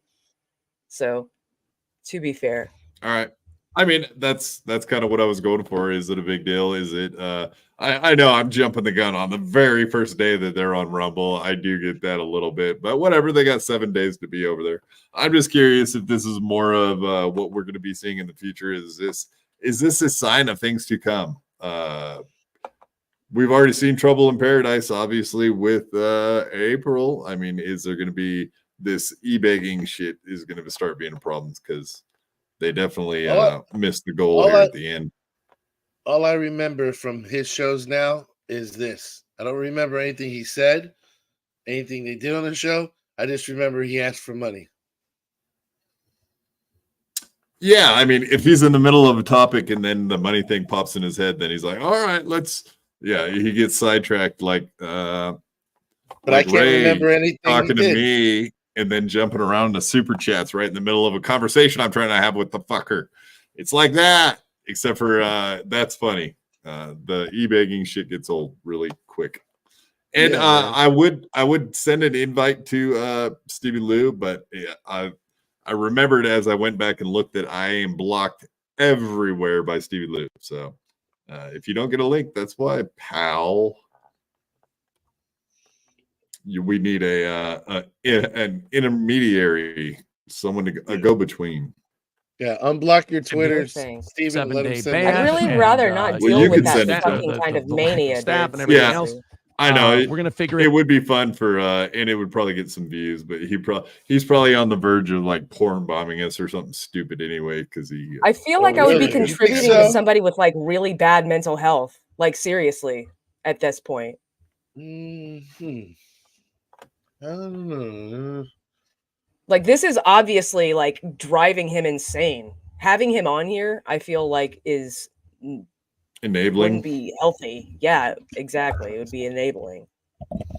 You guys are closer to the issue, so you quit being a bitch, Jason. Well, I think you should bring him on. Then that's my opinion. I think you should bring him on. I already offered it. You can send him a link. Okay. I don't give a fuck, but I do think he probably punk out. I don't know if he's banned me. I don't know. Yeah, I don't either. I hope so. I haven't seen any of his out, guys. Right. Well, he was gone from the internet, at least Twitter, as far as I know. So he might still be gone. I have no idea. I'm blocked. Couldn't tell you. If you listen to this show later, please consider going in the chat, clicking on one of those links, and filling in the rest of that $90. It would be huge. Okay, so that's appreciate it. 30 seconds away, $100. Can we do this? Come on. on. I also hate it because then the people who hate the show, fuck him. Blah, blah. Yeah, it's like, yeah, you're right. What do you do? Tin the Toolman Taylor with $10 says, show me the money, Jerry. I'm not even taking the percentages off of these. I'm just counting them. 90 away from knocking it out today. So we're in double digits. It's got so doable, guys. 20 seconds left. Can it be done? Please help us out. $90 away from today's goal. Looks like we're going to miss 10, 9, 8, 7, 6, 5, 4, 3, 2, 1, 0. Well, Aaron, you get a little bit more time in your day today to figure out how you're going to have your show recover and survive this app and everything else. We're going to figure it out. Guys, if you listen to this show later, please. When he says lack of staff, I mean, what is he talking about? April? The blacks. She's not helping. There's nothing else, right? And there's not someone else besides April missing, correct? The lack of staff. Well, that's it's weird. just him and Johnny now. It's just him and Johnny now. Well, Gino's on Friday, and Gino, I was watching his show, and he didn't seem so happy about having to go on. He almost was like, hey, I got to go do this favor for Aaron since he needs my help. He didn't say it like, oh, I got to go on Still Toe. He's like, now I got this other thing going on Fridays. Rumble is like his sleep-in day. I have a feeling he's not like exactly excited about the whole thing. Am I wrong? Did I miss something? I don't know. I didn't see Gino do or say anything. Yeah, I haven't watched Gino. But it was weird hearing him say that. And then, of course, we saw the whole other part of this, which is he was complaining about all the letters not going out, and April totally letting down on the gifts getting sent out, the gift certificates. And there being He a did lot throw her more under that the she bus today. let fall by the wayside. Yeah, I heard that. Yep. That there was so much more and than then he there thought at the there end we have and then we have people missing with the that last little comment there. So interesting. He's definitely not being gracious about her not being around. I think he's kind of pissed off from what I gather. At April. Yeah. Oh, yeah. Poor April. I'm praying for you. Slapjaw. Yeah, we're all praying for you if you're still alive. Either way, we're still praying for you. Yeah. We don't know. We don't know where she's at. Slapjaw. No, we don't. Slapjaw Timothy Smallwood, $2. Thank you, sir. Stevie Lou is a attention obsessed flambe. The thing about Stevie Views is I think he's so fucking wrapped up in the view thing that that is his entire persona now. Anything that can and will get views is all he cares about. So even like coming over here fucking with us, he just wants people to be aware of him everywhere he goes, right? Isn't that kind of weird for the guy that just wanted to leave the internet like 2 weeks ago? I got to leave the internet because my wife's going to leave me if I don't stop fucking around on this horrible Dabbleverse, Hackverse shit. Let him. At this point, I guess, let him drown himself.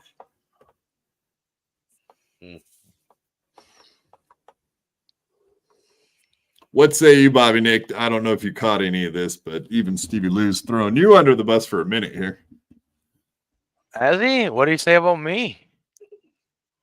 No, he was just said trying you to were drag you fat. into the argument we were having in the chat because of the thing with you and fucking Frank. And I was like, no, because they were two adult men that were capable of working out their problems on their own. So he was like, Derek didn't even fucking jump in and save Bobby Nick when someone was fucking.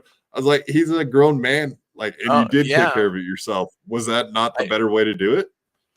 I preferred it that way. Yeah, I don't need anybody. More people holding getting my in the hands, business. Yeah. Trying to fight my battles for me. I'm There you have perfectly capable of doing it myself. That's what I thought. I don't know. See, the thing is, I still like Stevie. I know he said a bunch of fucked up shit, but I still like the guy. That's the point of all of this, is that you're allowed to like Stevie Lou after all of the stupid bullshit that he's done to all of us, dude. It's like us being okay with Ski Mask still, even though him and Stevie are on the outs. It's you that's totally fine. That's 100%. It's like a redemption arc. It's almost like everybody's redeemable, even if you have a fucking blowing out. Like even now, like if Stevie Lou fucking turned a corner and stopped being a bitch, like there's even a redemption for that. But obviously we know that's not even possible because he's in Kevin Brennan's pocket and he's supposed to be out there being a piece of shit, I guess. I don't know. I'd be very curious to see what Kevin Brennan would have to say about that. Well, like, is he out there doing your bidding? Maybe he is. Maybe that's exactly what's going on. He's being the piece of shit that Kevin Brennan wants him to be. Or is he just a piece of shit? That's a hard one to say. We've only known him for like a year now, so it's hard to say. But when you hang out with a guy as much as we did, I thought he was a trustworthy, decent guy the entire time. Obviously, we feel like we got stabbed in the back a little bit at this point, but because we turned around and got stabbed in the back, mostly because of that. Luis Ortiz, $2. Thank you, sir. Hi, Lemmy. BYB. You got him. You got him, BYB. You got him. That's right, Mr. Ortiz. Okay, hold on. Stevie's in the chat. He says, Bobby Nick, you can't lie like this. You messaged the group and said it wasn't cool about fucking Frank. Yeah, I did. I didn't want to be on the same show as him. And I didn't ask anybody to fight my battles, though. We worked. Where did we work it out, Bobby? We worked it out in fucking Discord. And who was there hanging out with you guys working it out? You were there. Yeah. There you go. So exactly. That's how it's almost like grown men talked it out, figured it out. Because you didn't want to go on a stream with fucking Frank, and I was like, well, here's the rules. this, and this, and let's work it out. And since then, you guys have had no issues. So there you have it. Yeah, I don't know. I don't know. You guys streamed Did I together. ask? Did I ask for your guys' help? I don't feel like I did. I think you expressed no, your I mean, I opinions on it, considered your it. feelings and shit. And I think you asked to not be on the same show as Frank, and then Frank was only on Sundays, so you just didn't come on Sundays. And then it was like maybe 2 or 3 shows that you weren't on together, and then you fucking hashed it out like unemotional men. Yeah. That's the way I remember it going down. Stevie Lou thinks we should all like come in like the 4 horsemen of the apocalypse, when that would literally be the worst fucking thing. Is like start a war or some shit. Like, no, you let the fucking 2 people who have an issue work out their fucking issue, and you be mature about it, you fucking faggot. Well, Stevie, yeah, okay, I did go to the group chat. Yeah, I said something, but I don't think anybody helped me. He's got us. He's got us on loop. God damn it. Yeah, a little bit. Stevie, let me do this. Let me do this. I'm gonna do a thing real quick. I'm gonna time him out for 24 hours. Is what I'm gonna do. Oh, shit. Bye, Stevie Lou. Yeah, no, he really did get us on loop. I hate that. I don't want to be Joey C. I don't want to be sitting here screaming at the chat and not even reading them, which is that's like the death knell of reading chat. Not reading the chat, just screaming at the chat. I'm getting him for spamming the chat with stupid bullshit. That's what I got you on, Stevie. Stop spamming. Yeah. You can't be every other comment forever. Eventually, you got to go. Are you guys Dabbleverse or Dabbleverse adjacent? Asking for an imaginary friend. We're Dabbleverse, Hackverse adjacent. I guess maybe when I go on MLC and Stuttering John show, maybe all of a sudden that changes a little bit, I guess, or Ray show. I guess that drags BYB deeper and deeper into the deep end. But for the most part, I would say we're adjacent. 3/4 of the year we're adjacent. 1/4 of the year we're full on in the middle of the shit. I don't know. Is Stevie Lou dragging us into it? Kind of, right? A little bit. He's trying, but he's gone now. So let's continue. All right. I went on Ray's show last night, and Ray was fucking pissed at Joey C from the night before. I don't know if you guys saw that. Joey C went on Rock Bottom Podcast and was chipping Ray, and whatever. I thought he was being kind of disrespectful to a point. So I'm never into Joey C stuff. Joey C, Stevie Lou, they're all on my shit list right now. So why does Ray seem to really value what Joey C says? Also, like he seems to. I don't really think he does now. Oh, yeah, okay. Like I think he realized on Monday that he was really fucking with him. Me and Ray talked about that last night on his show, and obviously Joey C was watching the entire show, and I was fucking high as hell, and I couldn't even like think straight. I don't think I've ever been that high on a podcast before, and I don't know. I was saying some wild shit, and Joey heard all of it. And boy, oh boy, was he pissed. So he jumped right after our show was over. He jumped on his own stream, and he was going off. It was it's something to behold when Joey C blows up and goes off. But did you guys see the My Lost Interest clip where he was pretending to be like 12-year-old brain? Oh my God, do I have to show that first? Oh, I did. Yeah, you do. I did see that. I thought it was fucking classic. Yeah, it's wild. All right, we'll watch that first. It is weird.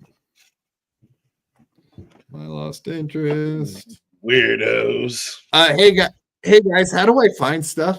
Like, how do you guys find stuff? How do you share? Twice yesterday, I had that happen to me where Ray was like, "I don't know how to download and I don't know how to do. How do you present?" And Stuttering John did that to me yesterday. They're like just a little too old to come completely into the new world. Just a little, maybe that's what it is. Yeah. Did he remove it? He might have. You watch Joey C a lot, Bobby? I'm usually podcasting so much that I just catch clips here and there from all the clippers out there now. But once in a while I watch live. I never do. It's not that I don't even dislike or like it. I just never do. I find a lot of it hella entertaining, honestly. Some of the bits, yeah, I like some of his bits, yeah. Yeah, it looks like it's gone. I don't think I've ever seen that out of My Lost Interest. I wonder what the deal is with that. I don't think I've ever seen him take a video down. Huh.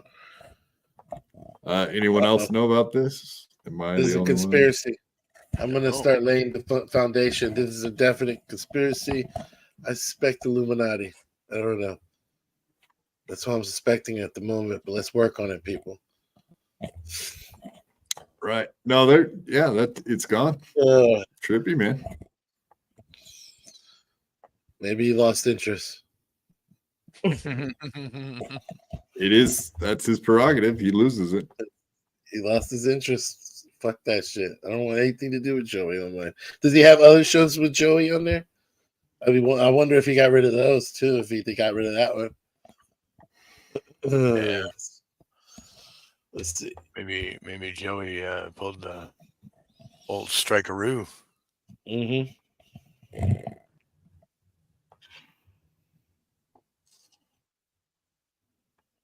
And you don't like Joey either, do you? Yeah, I don't. Yeah, that's a trip. I don't see it, so sorry. Well, I guess we won't do that. All right. Luis Ortiz, $5. Steve Lou, just boring. He's not funny. Don't know what people find why people find him interesting. The way he acted on MLC said a lot. Rambling, kissing Brennan's butt, shaking my head. Agreed. Yeah, it's getting more and more bizarre watching him on streams, honestly. His behavior has become quite odd. Whatever. We don't have to deal with him. All right, so here's Joey C in his car last night, headed home. Just had watched me and Ray talking tons of shit about him. And of course, Ray said Ray had an issue because we watched a clip earlier in his show where Ray was like, he's like, I think I'm done with Joey, because Joey was like calling him an idiot and how easily he played him and that he's a dum-dum, and he was saying all kinds of shit about Ray. So Ray watched the clip with me, and yeah, Ray was definitely pissed off. He was like, well, fuck that guy. I'm out of the Joey C business. That's what Ray was saying. Joey C. So Joey C watched us talk shit about him for an hour, and then he hopped on a live stream, of course. These motherfuckers. I gave you a taste of your own medicine, Ray. You know what? He talks shit on the phone about Quad Ray DeVito. But yet he wants to sit there and talk shit and be nice to his fucking face. Ray, I've always showed you respect. I didn't say nothing bad about you, Ray DeVito. Who gives a fuck now? And now you go and say, you guessed that Joey C's out of the Ray DeVito business. I never said that, Ray. Hello, kitty. How are you? Never said that, Ray. You got it all wrong, Ray. You know what your problem is, Ray? Is you listen too much to the guy that's next to you right now, you know? Cripple dick. You know, cripple dick? Cripple dick. Oh, he called me a ball washer, stuttering John ball washer. Wow, is what he does? He ball washes stuttering John every time he's on. And yes, John, yes, John, yes, John, yes, John, yes, John, yes, John. How can Quadfather even show his face to say that I annihilated John several times, and I went head to head with John several times. All you do is lick his balls, Quad, because you're clowning. You're the grifter. And everybody will find out soon because more and more people know I'm a good guy, Quad. Go fuck yourself, you Quad bitch. I heard you called one of those organizations. He didn't like that I called him a grifter, and I pointed out the fact that he's a criminal and he was just in prison a couple of years ago. He's making salient points, though.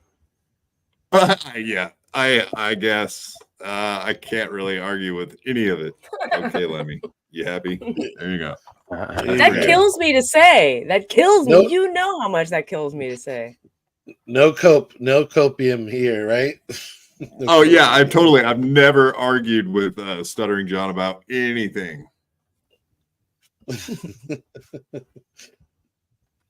I've had to explain myself a lot for why I think different than he does, but I think I've had a couple of disagreements with him, like politics for one. We try not to get into it because I know we're exactly the opposite when it comes to politics. He wasn't happy I had a Proud Boy hat on his show. I don't know. I've disagreed with him on all kinds of shit about Shuley and Bob.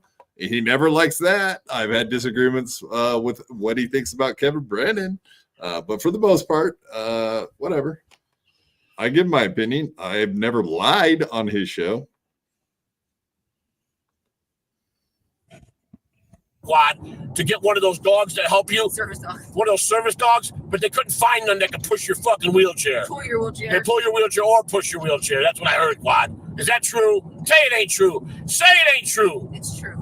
Say that it ain't true that they denied your application because your demand was you wanted to slave a poor dog to pull your wheelchair. Like he's fucking Santa Claus. Like you're fucking Santa Claus. They're reindeers. Are you fucking kidding me with that?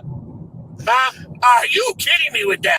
He thinks service dogs are to pull people's wheelchairs around like Santa Claus. I love it. So I cool, thought that was dude. hilarious. I thought it was. Am I high? I do want to enslave dogs to pull me around. That sounds awesome, dude. I love dogs for one, and they kind of already are slaves. Really, they do whatever the fuck I tell them to do, for the most part. Except for when I say don't pee, poop, or puke in the middle of the night, they don't listen to that. They don't listen to that. But Joey C is hilarious, and I think it's because I'm high. But right now, that's the funniest shit. That is so funny. That's well, maybe it's because I was high last night, because that's when I watched it. And I was like, what the fuck is this? And I was laughing. I was like, what? You're just like the shit they were saying was so ridiculous. It was fucking hilarious.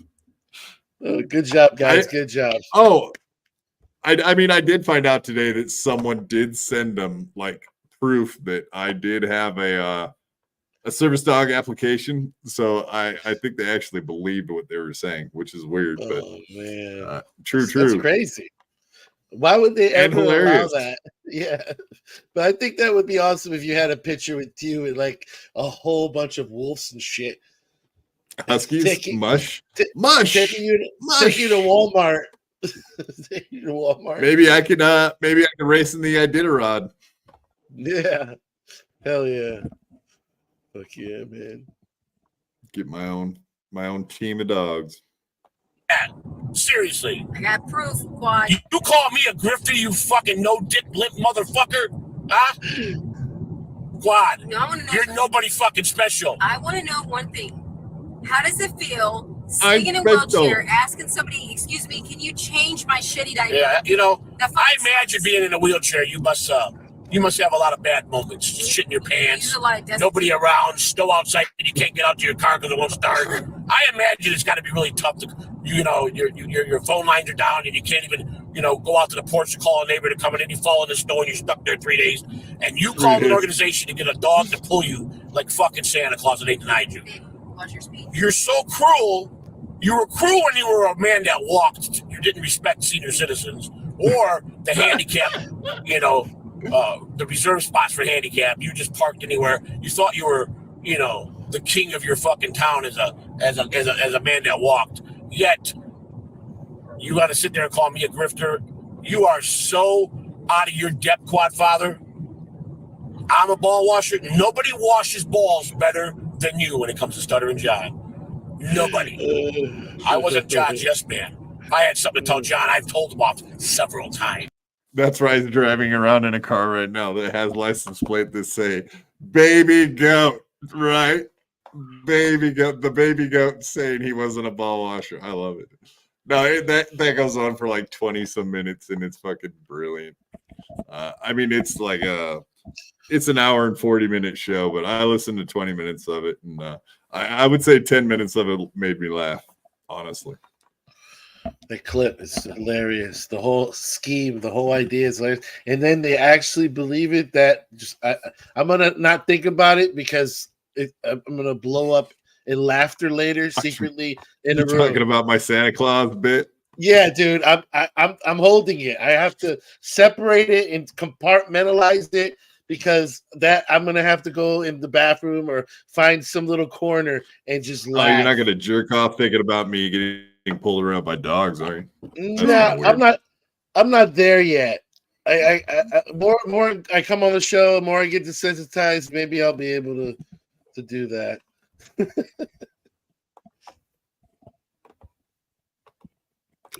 Yes, Peter Sky Parker. Did they say Quad was getting a service dog to push his? No, pull my wheelchair, not push it, pull it. Different. Stupid. In the snow like Santa Claus. Luis Ortiz, $5. Thank you, sir. Joey C is another guy who puzzles me. He is not funny. He just rambles on and makes no sense. I tried to give him a chance, but he is not a funny guy. You guys are cool. Thank you. Also, you, Luis, you're very cool today. Thank you.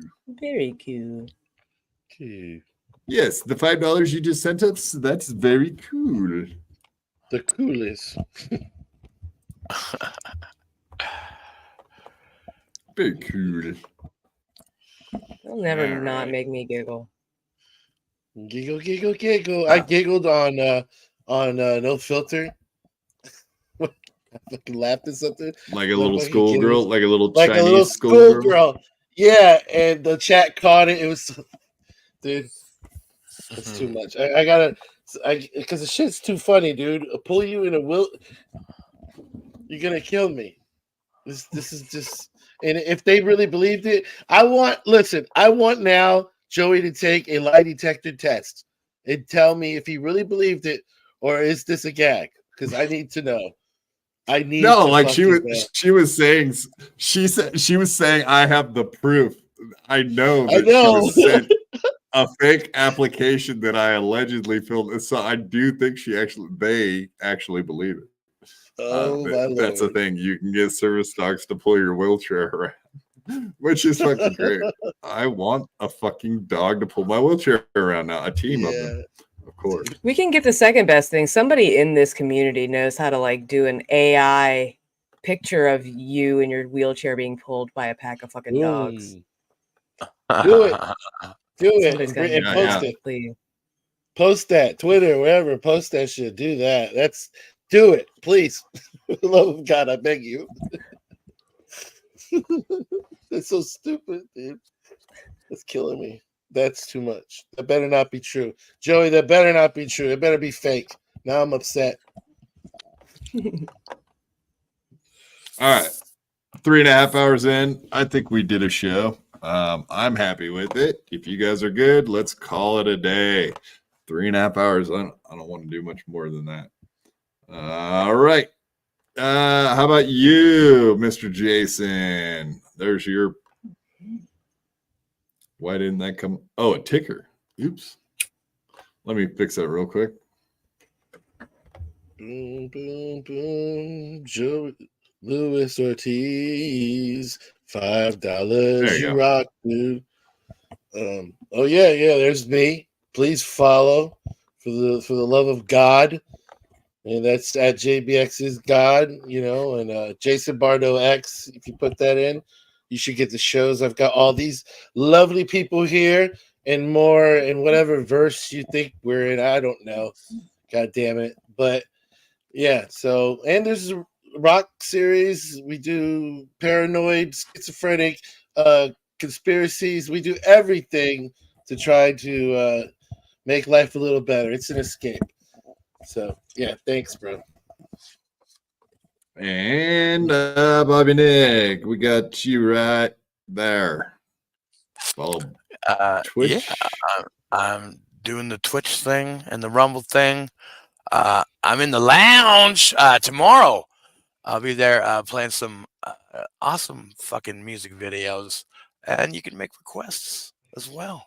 So yeah, check me out. And No Filter with Andrew and Friends. We do shows Tuesdays, Thursdays, and Saturdays at 7 p.m. Eastern. All right, Lemmy, what do you got? I'm sure you're hey. Hold on, let me play. Yay! I love it. Love it. Yay! Outstanding. There you go, JB. This is too much. This is too much. Keep that shit up. It's true. Thank It's true. God. I repeat, it's true. We got the evidence. Little Lemmy, give your shout out. I do a superior morning show on Twitch. I'm rivaling other, random morning shows. The black one. Yeah, come check it out. I take music requests. We get a little stoned, drink some coffee, just try to start the day out with a little bit of dopamine. I watch cool little videos. Today we watched a few episodes of The Coolest Thing I Ever Made, and this guy made like fucking bird castles. It was fucking cool as shit. I was pretty insane. Yeah, I was there for that one. Was it very Yeah, cool? dude is Canadian. It was very cool. Yeah. Very cool. Very cool. It sounds very on cool. Tuesday. Yeah, Tuesdays, Wednesdays, and Thursdays at 8:30 a.m. Eastern, and Saturdays and Sundays at 8 a.m. Eastern. Yeah, Lemmy has a vibe when you go to her show. You're gonna feel that cool little vibe. That's a vibrator, isn't it? I thought. Mhm. No? Yeah, I think so. Big black one, of course. No, it's a small pink one. The black It's one. a small black one. Okay, she believes in small dick rights. Well, maybe one day I'll get involved enough to show it. Oh no, I want to make the superior human. You could just lie to everyone. You could just tell them. It's like a pipe, a weed pipe. Put it in your mouth. It's called a rose. If anybody wants to look it up, it's just a vibrator called the rose. The rabbit. Nice. The double-fisted Mick. Whoa! Jesus, Jason, you had to make it weird, man. Come on. Come on, it ain't we do normal one-handed fisting around here. Come on. You got to fist first, okay? Fist first. That's how a party starts. Yeah, we stand with you, buddy. Yeah. Trumpet 07, $5. Thank you, sir. Quad, please come to my house on Christmas. Don't need an expensive gift. Yeah, I'll get the little workers on it, the elves at the workshop. The blacks. I'll make sure they'll make sure they'll make you something real nice. Oh yeah. Yeah, Maybe not man. very reliable, but nice. This better stick around. Yeah. And Clark, put yourself on the. You too, Clark. Get yourself something real nice. All right. Not everyone knows Christmas Vacation, National Lampoon's references, but I'm working on it. It's out of season. That's all. I don't know. I mean, come on. Christmas wasn't that long ago. Well, I'm looking forward to spring, though. I was giving you guys the last chance. You guys had your last minute there to get in another super chat. Come on. We're almost to the goal. Come on. We're only $3 away from the goal, and then we can go into overtime. Come on, guys. Wouldn't that be very cool if we did some overtime today? I'll do undertime. I'll do less if you pay me. I'll do under the time. I'm going the other way. While we're waiting for. Yeah, you get less. You give me more money, you get less. No membership, nothing. No props. The more money you give me, the less you get. We're all caught up. How about this, Jason? Why don't you tell me what the most redeeming quality about Stevie Lou is? Well, the real thing about Stevie.